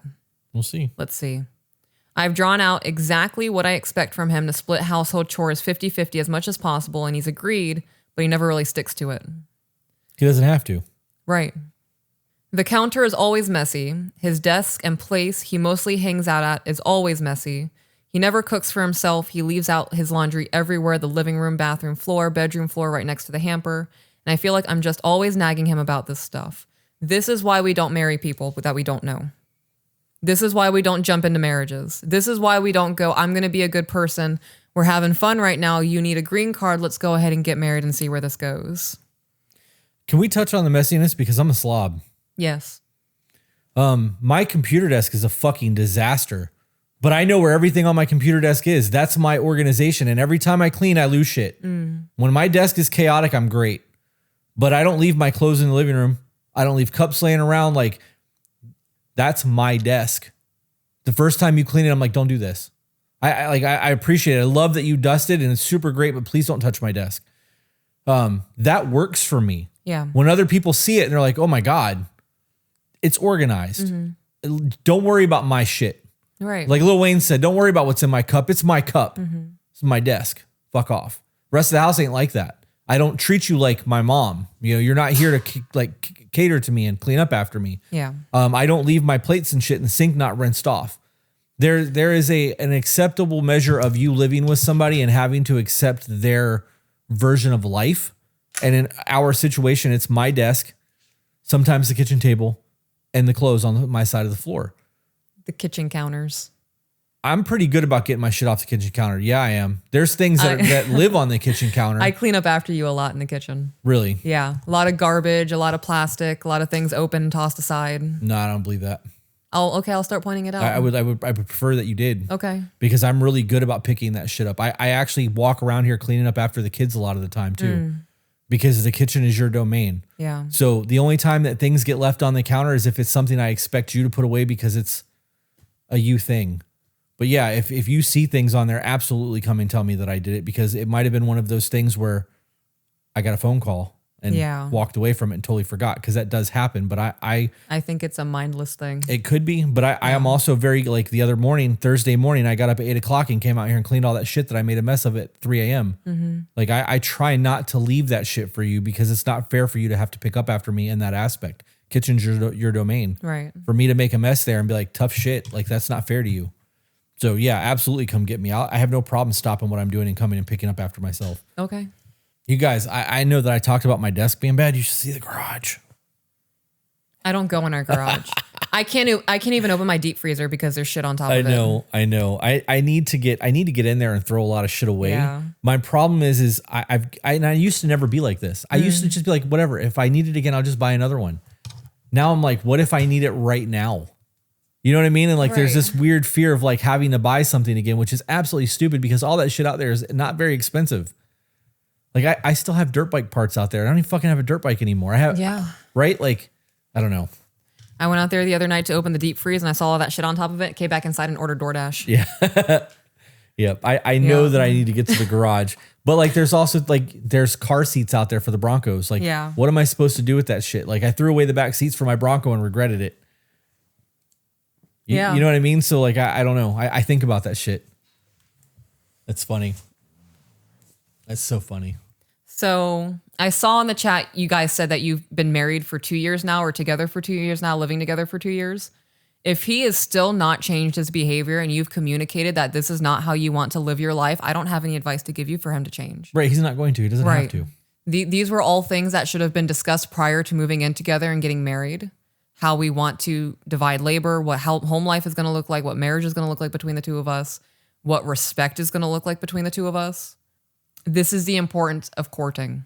Yeah. And now I don't believe you guys courted. What was that for you? Was that just hanging out and talking about things you guys liked? Because when I hear courting, I'm hearing we're discussing life decisions. We're talking about where we want to go with this. Are we just fuck buddies, or are we looking for a long-term commitment in this? What are consequences? How would you handle, like, let's do some of these just for example, if this was us having this argument and I wasn't able to just be like, come get me, I'll clean the shit. And I started leaving all of these things after multiple conversations and I wasn't holding up my end. What are some things that you would do to make it a consequence for my failed action? I would gather all of it and put it in your space. Okay. But what happens if I still don't clean it? It's in your space now. It doesn't matter to me. Until bugs. Right. Or, you know what I mean? So like, do you think that would be enough? What do you mean? Well, okay. So first of all, I agree with you, because that would be my answer. That was my answer too. But as I was getting ready to ask this shit, I was like, but that would create bugs. So now we have to have a conversation. Okay. If he's sloppy everywhere, like don't fuck with his desk. But if his kitchen is messy and all the dirty dishes and his clothes are everywhere, like you're going to just put all that next to his side of the bed or set it on his bed, because then it's just going to get dumped on the floor. Like, how does that look? Would you tell him like, I'm going to start putting all of your dirty laundry and dirty dishes on your side of the bed and you can figure this shit out? Would that be a fair, because that almost feels petty. I'm not willing to mother somebody. I'm not. And that feels like mothering to me. If you're not capable of cleaning up after yourself and taking care of your dishes and cleaning up your clothes or whatever the case may be, I'm just leaving you. I'm not going to sit here and, okay, so all of our clothes need to go into the hamper. You have 2 dirty dishes sitting on the counter. Can you please go take care of them? They've been sitting there for a few days. I'm not playing that game. You're either going to step up and recognize what you need to do as an adult, or we're going to start figuring out how we can separate our lives. I have zero tolerance for that. So then I guess so this is one of those things where the compatibility matters. Because I will stop what I'm doing to do whatever you ask me to do. Yeah. And whether it's, take the trash out, clean the car, go fill my gas tank up. Like, you asked me to do something yesterday while I was in the middle of the Magic the Gathering game. I just scooped and went and did the shit. It doesn't fucking matter to me. I can start another game. I also know me, and if I don't do what you ask me to do within the first 5 minutes of you asking me to do it, you will have to remind me. I have meant for 4 days now to call Comcast and cancel the studio's cable. Oh. That's a me thing that I know I need to do. I have Post-it notes stuck to my computer because if I don't do this between a certain time frame, I can't do it. Something else comes up that I'll get it done later. And then later comes around at 6 o'clock. I'm like, fuck, I didn't get that done today. And that's been the trajectory of my week. Well, last week into the weekend. Something I had planned on doing today. Also picking up my car today, which I can't do. But it's almost 2 o'clock now. It's 1:30. So like when you go pick up the kids, I'll be calling Comcast. That never puts you in a position where you have to mother me. There's a gentle reminder of this needs to be taken care of. I view that as a way for me to serve you, and I do the thing. Yeah. Now, if you were like, you need to clean the garage and keep the garage clean at all times, I'm sorry, I can't do that. Right. Real shit, like I love you and I will try, but in 3 weeks, this is going to be a fucking disaster because the garage is part of my domain. I don't go in there and fuck with your closet. You don't go fuck with my garage. Like that's kind of the way that I view that. But so to my original question, there's that part of me that wants to be petty and be like, look at all this mess. I had an apprentice once that refused to take their trash out. And I threatened them one time. I was like, you're going to come into the shop one day and there's going to be garbage all over your desk. And they're like, what? I'm like, I'm going to empty your fucking garbage can onto your desk and you're going to have to come here and clean it. And they're like, I'll quit. I'm like, and then I won't have to worry about your fucking garbage being all over the shop anymore either. Solution. It's a full-on win for everybody involved. Yeah. But like I was ready to go to the level of petty. And like when we were conversing, I almost said conversating. While we were conversing just now, that was where my brain went. But that's children shit. And you're right. You are mothering your spouse at that point. And then you're going to wonder why your person feels like you're always fucking nagging at them. Right. Well, the reason that I'm always nagging at you is because in marriage, we are supposed to serve each other. Correct. And I've asked you to do the things that you are supposed to be doing as an adult, and you are failing to do them, which leads me to either have to do them or mother you into doing those things. I'm not your mother. I am your wife. And if you cannot hold up your aspect of our life as a man, then I can't move forward. And you're right. That is the answer to that. There has to be a consequence for those actions though. And if the consequence is you are the one that has to do the dishes because they are not doing them. He's off scot-free. It's the same thing with the fucking dude in Australia. Yeah. Okay. Yep. Continuing, then to add to this list, oh gosh, more reasons to leave him. He couldn't save money properly. He lied to me many, many times about his savings, even refused to save his money even though I budgeted things so he can have an extra $600 a month to spend or save, $200 to spend if he followed the guidelines I made for him. For reference, I'm lucky if I have $200 to $300 after bills, and most of the time I have nothing, but I've been taking extra shifts recently. So you're working harder, not making as much money, and he's not paying his way through the things. And he has $1,000 a month to do whatever he wants. Right. I real shit, the lying about money thing is the biggest sin to me. Yes. Like, because we know, I mean, we've talked about this a lot, but we know that the number one reason for divorce is financial stress. Yes. Because that trickles down into a whole lot of other things. I don't care if I bounce the bank account and it's a bonehead thing that happens and we're fucking broke for the next 3 days. The moment that shit happens, I fucked up.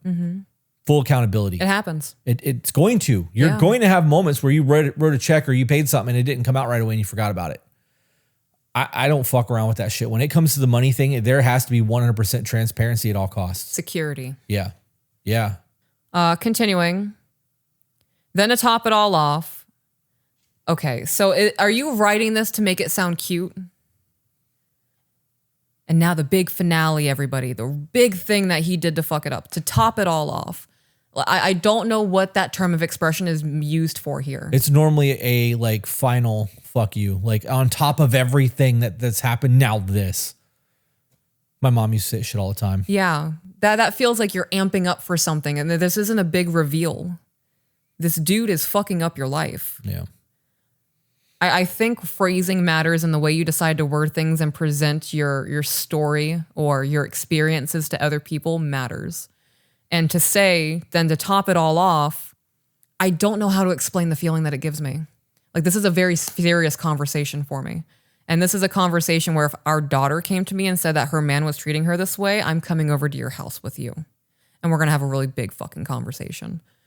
If our daughter hit me, she just laid out all of those things and then she hit me with the top it all off, that would piss me off a little bit in that conversation. Like, this isn't a joke. It could 100% be the way I'm interpreting it, the way that I'm taking it. Right. I am not taking it that way. So Yeah. it could be. I don't think that the top it all off is like a joking manner. I think it's like, this is the final icing on the cake kind of thing. But Is it though? Because you're still with him. It could be. Right. I don't know. Okay. But that's how I take it because, again, like I used to hear that shit all the time. Yeah. Continuing. Then to top it all off, he never sticks up for himself or me. This is the part that kills me. I had a tall man come up to me and ask me for money while I was with my husband outside. It was midnight. And he just said, "I don't have anything. Sorry, man." And over, and I completely froze up. I'm very, very skittish when it comes to strangers coming up to me, especially if they are men. And he saw that I was nervous as hell. I tried saying I didn't have anything, but the stranger pressured me and wouldn't leave me alone. My husband refused to get between us and didn't stick up for me at all. This is not a man. This is a fucking pussy. Well, he's a boy. This is somebody that you're financially supporting. You're taking care of him at home. You're cooking him meals. You're doing him laundry. You're cleaning up after him. And he's not going to protect you in a situation where your safety is in jeopardy. Right. He doesn't have to. This isn't a husband. This is somebody taking advantage of you. If this happened, dead ass, I would leave my husband over this. If I was in a situation where I felt like my safety was in jeopardy and I made eye contact with you and I was fucking terrified and you just stood there and watched as a man intimidated me, all of the safety in the relationship is gone for me. Just thinking about that's making me cry. Yeah, I gotta be honest, I would not ever so there's a whole lot of what ifs in this scenario, but I wouldn't expect you to look to me. If I'm oblivious to something like that happening, you stand behind me and allow me to be the middle, the defense there. But I couldn't imagine being oblivious to you being uncomfortable. We've had moments where crazy homeless people have approached us. Yes. It actually happened one night when we were coming back from Tennessee at a gas station. That lady who thought that I was military and thought that Ivy was a police dog. She followed me into the store. She was cuckoo for Cocoa Puffs, but she was having a great time. Like, she wasn't being rude, but she was fucking nuts. And the craziness that was there kept me outside. Like, I eyes the whole time. And I saw her standing out there and you're like, I'm going in. I'm like, taking Ivy with you. Right. Like, cause that's a deterrence. Yeah. Deterrent. But I was also outside getting gas and putting diesel in the van. And like, I'm waiting and waited until you got back into the van. And then I went inside and did my thing. There are things that just are common sense things. The problem is when you have somebody who's lived their entire life as a boy and has never had to do man shit, they don't understand that. Because I'm willing to bet that if his parents were there, his parents would have been the ones who would have stepped in and quelched all of that shit. This is allowing people to learn how to live their lives. Yeah. I don't know. That whole not a protector thing for me is a big one. Yeah. Continuing. Without seeing a way out of the situation, I eventually just gave the stranger what he was asking for, which was a $20 bill. Wow. This is also why I carry. I would say no once. You shouldn't have to say anything. You shouldn't have to say anything. Yeah. This is real social interactions. If you and I were out in public together and somebody had something to say and I answered them, they're not talking to you. Yeah. And this is where I can be called controlling and it be a thing. Because I'm going to tell somebody, get the fuck away from you. And I'm going to open the door and I'm going to look at you and tell you to get in the fucking car. Yep. And you can, he cussed at her. This is an abusive situation. No, she's fucking safe now. Right? So fuck you.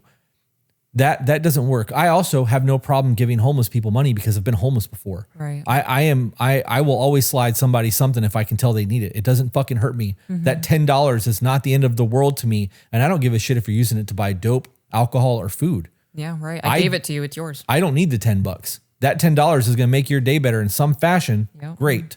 But I'm also not going to allow somebody to bully me and manipulate me into giving that shit because there's a difference between my charity and you trying to take something from me. Yes. I felt very betrayed in this moment and it made me think of him differently. For additional context, prior to this, he worked at a hotel. He gave a guest his $60 charger to borrow. They refused to give it back. He decided not to stand up for himself and wanted to leave it alone.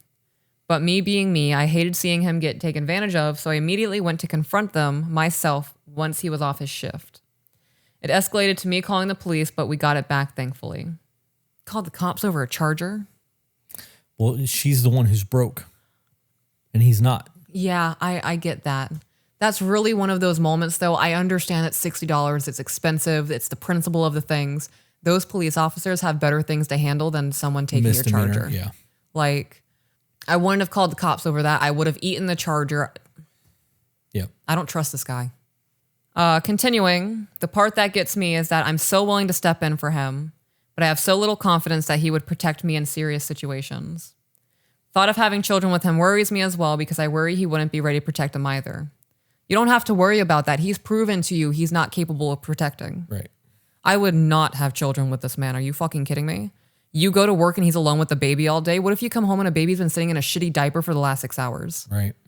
Because he doesn't know how to clean an ass. Right. Or you have shitty diapers sitting on the counters. Yeah. Under the couches. I would be worried about the bottles being cleaned properly, black mold getting into a baby bottle and they're drinking milk through that. Yeah, there are so many red flags in this relationship. I would not even consider having children with him. He can't even protect himself. I had to beg him not to let his bosses take advantage of him.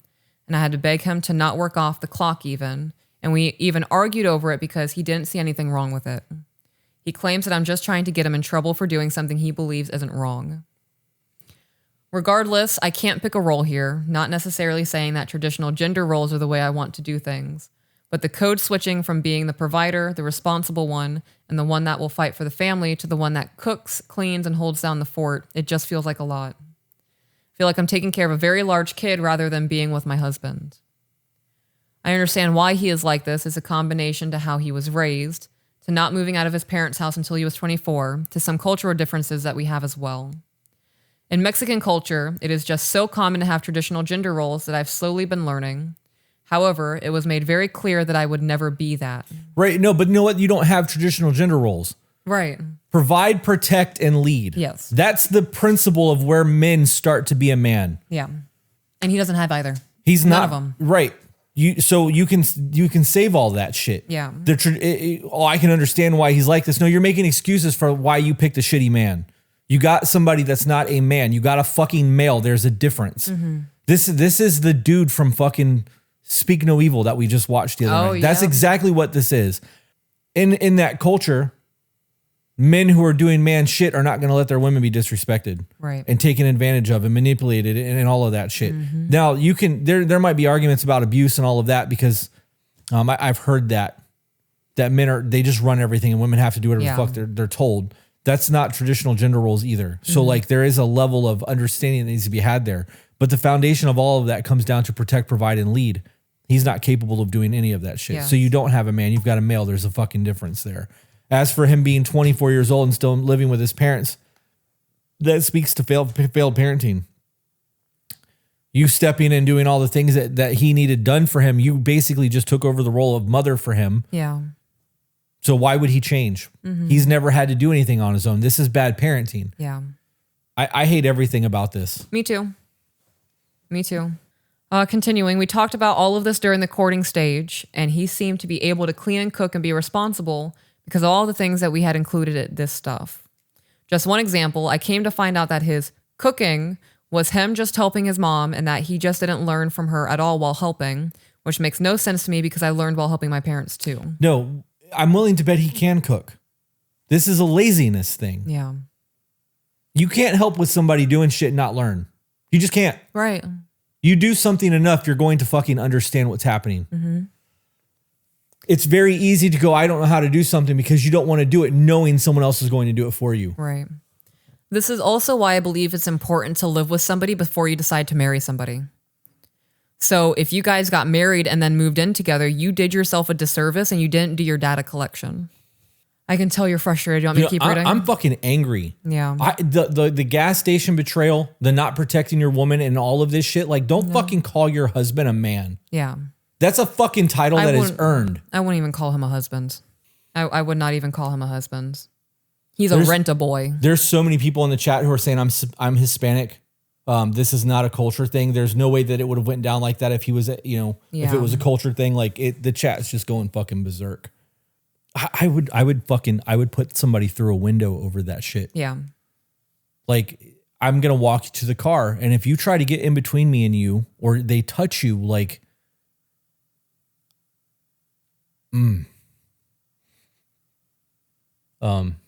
there's a part of me that I don't want you to ever see. And to be honest, I'm just tired. This feels like a lot. And to his credit, he has been improving, but progress is just so slow. He says he wants to improve as well, and we are willing to go to therapy once our insurance is all fixed up. But I feel like I'm going crazy in the meantime. I can't tell if I'm overreacting, how much of this is normal versus not, and how much of this is my fault.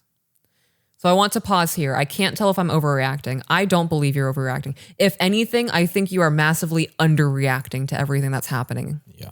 What do you think therapy is going to do?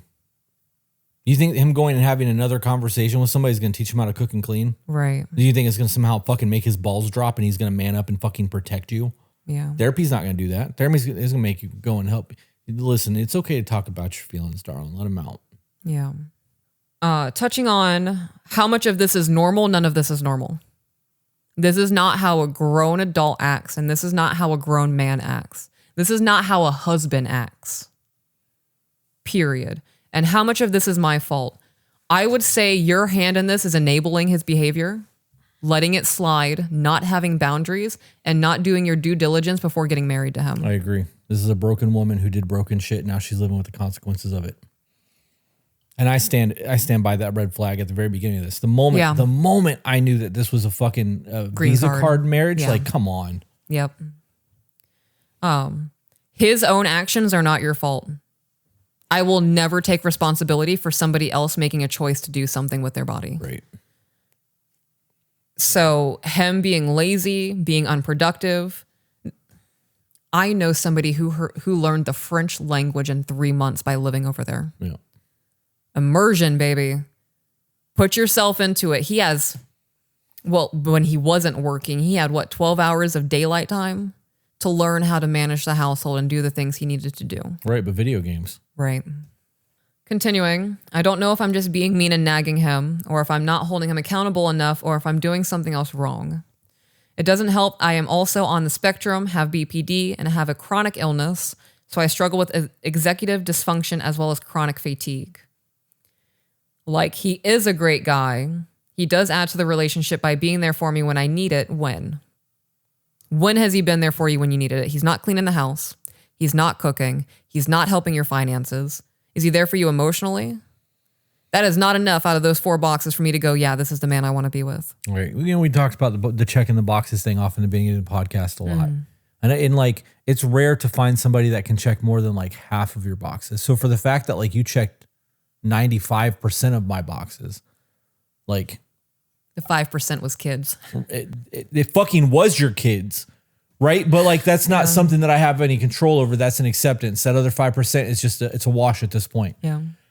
But to find somebody that is that compatible, that checks all of your boxes the way we do, is why we have the foundation that we have to get to where we are now. Mm-hmm. If somebody checks 40% or less of the boxes that you need in the relationship, that's not your fucking person. Like, you're settling at that point. I would rather be alone and be happy. 100%. 100. I would rather be homeless. I would rather be homeless and trying to figure out where I'm sleeping every night versus living in this. And that's said with experience. Yeah. He has started sticking up for himself at work and doing some basic chores. And unlike the last man I was with, my husband is not abusive and is loyal. And I know I say mean things that I definitely should not be saying, like calling him a mama's boy. Oh yeah, that's a problem. Which I haven't said in a while now, thankfully. Yeah, that's fucked up. How are you gonna? Right. He probably is a mama's boy though. Right. No, I mean, it's accurate. The dude is a fucking mama's boy. Right. I agree. It is counterproductive to your end goal though. Yes. So this is one of those moments where you pick and choose your battles. I want to say this thing because I'm pissed off at you right now.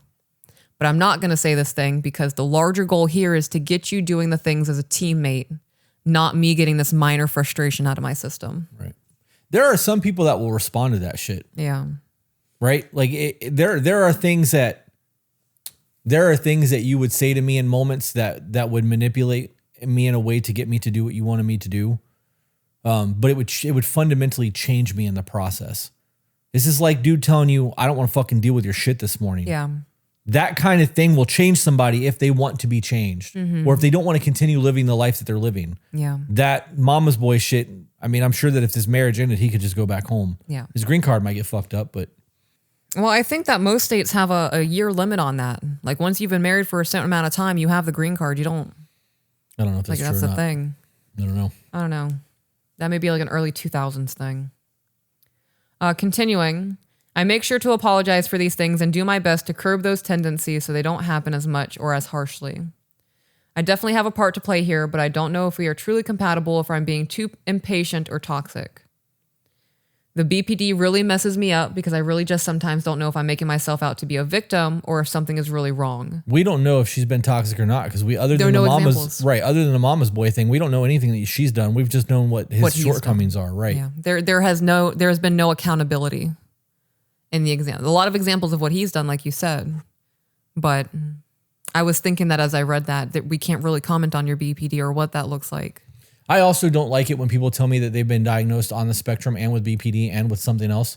BPD is on the spectrum. Right. Well, I've read that, but I've also read that that's not true. Yeah. I do know that BPD stems normally from narcissistic parents, like in severe child abuse. Like it is something that stems from that. But we also know that CPTSD and borderline look a lot alike. We also know that being on the spectrum can look like the other two as well, depending on your flavor of spicy brain. So like anytime I hear all of that, like I feel like more, I think there needs to be a bigger deep dive because I think that there's less value to the word, right. Or to what's being stated. Yeah. There's got to be less there. Like somebody's probably misdiagnosed along the way. Continuing, ultimately, I'm just sick of arguing and being upset all the time. I forgot to add the confusion on where I stand and not being sure if I'm just being toxic or if I'm even compatible with him is because my husband never sticks up for himself, including with me. I tell him / encourage him to hold me accountable all the time and he just never does. Well, why would he? He doesn't do confrontation. He doesn't have to though.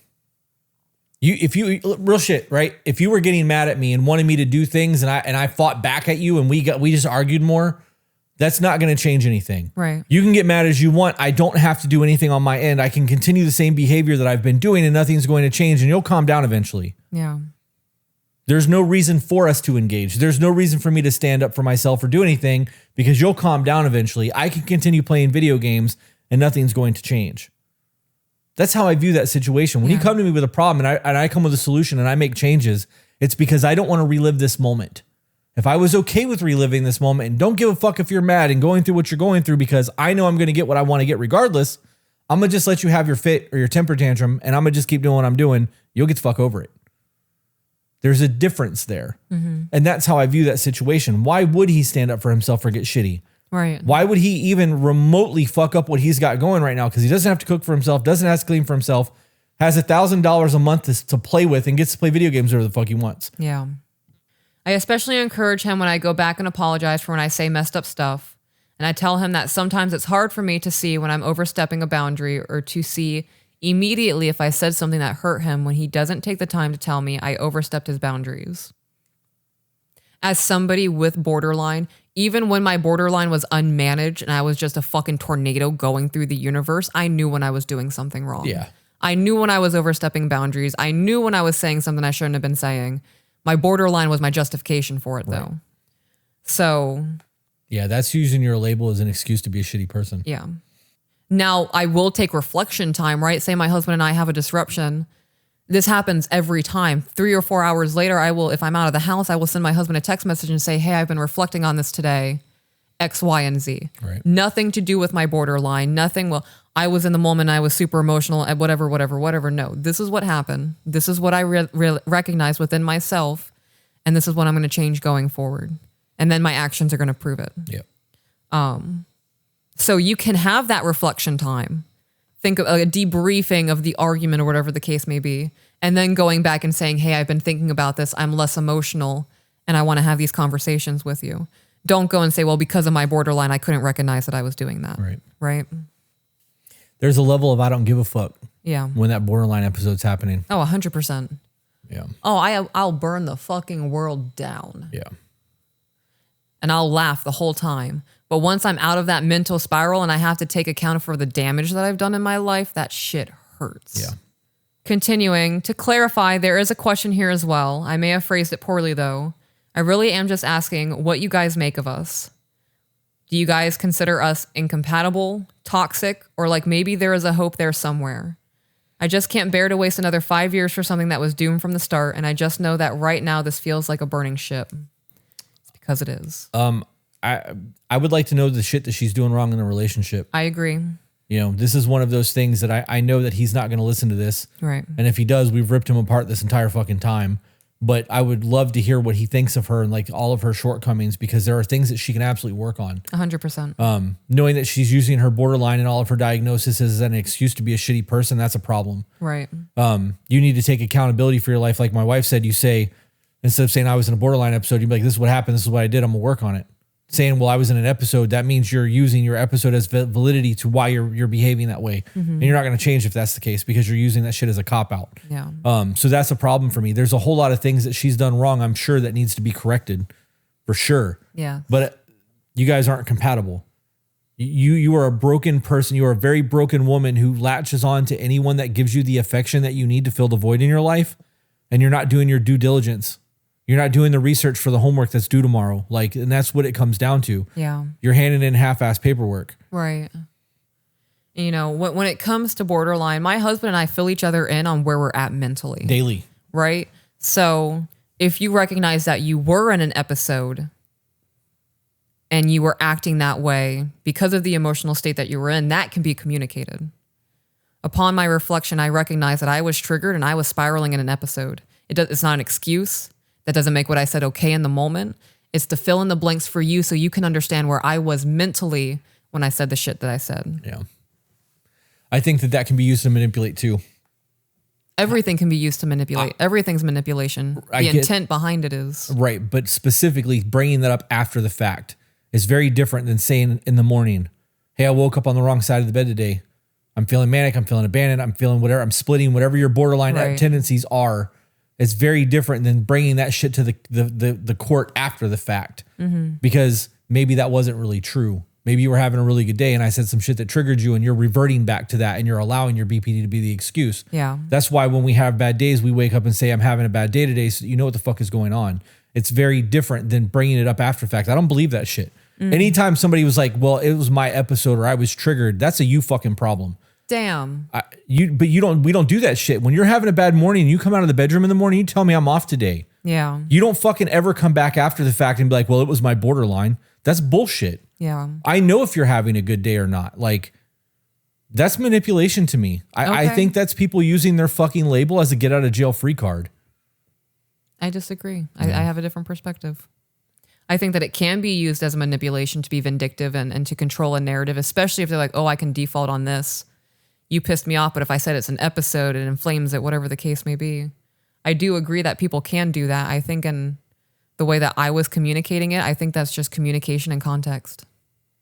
I understand that people will sometimes get triggered and the trigger will start their episode, but that's also a them problem. You being triggered in the moment because of something that you haven't healed through yet doesn't justify your behavior. Right. Just like, you know, waking up, at least if you wake up in a bad mood and you tell me that you're not okay today, at least I know to walk on eggshells while you're trying to figure your shit out. I know you got to wrap up. I do. I have to go. I didn't expect to record for 2.5 hours today. Okay. We'll quickly do our excerpt and you can give me a kiss and leave. I'm going to leave the thing running for a minute though, because I have some other thoughts I want to drop. So, okay. With that being said, guys, remember you are the author of your own life. So grab a pen. And we will see you on the next one. Bye, guys.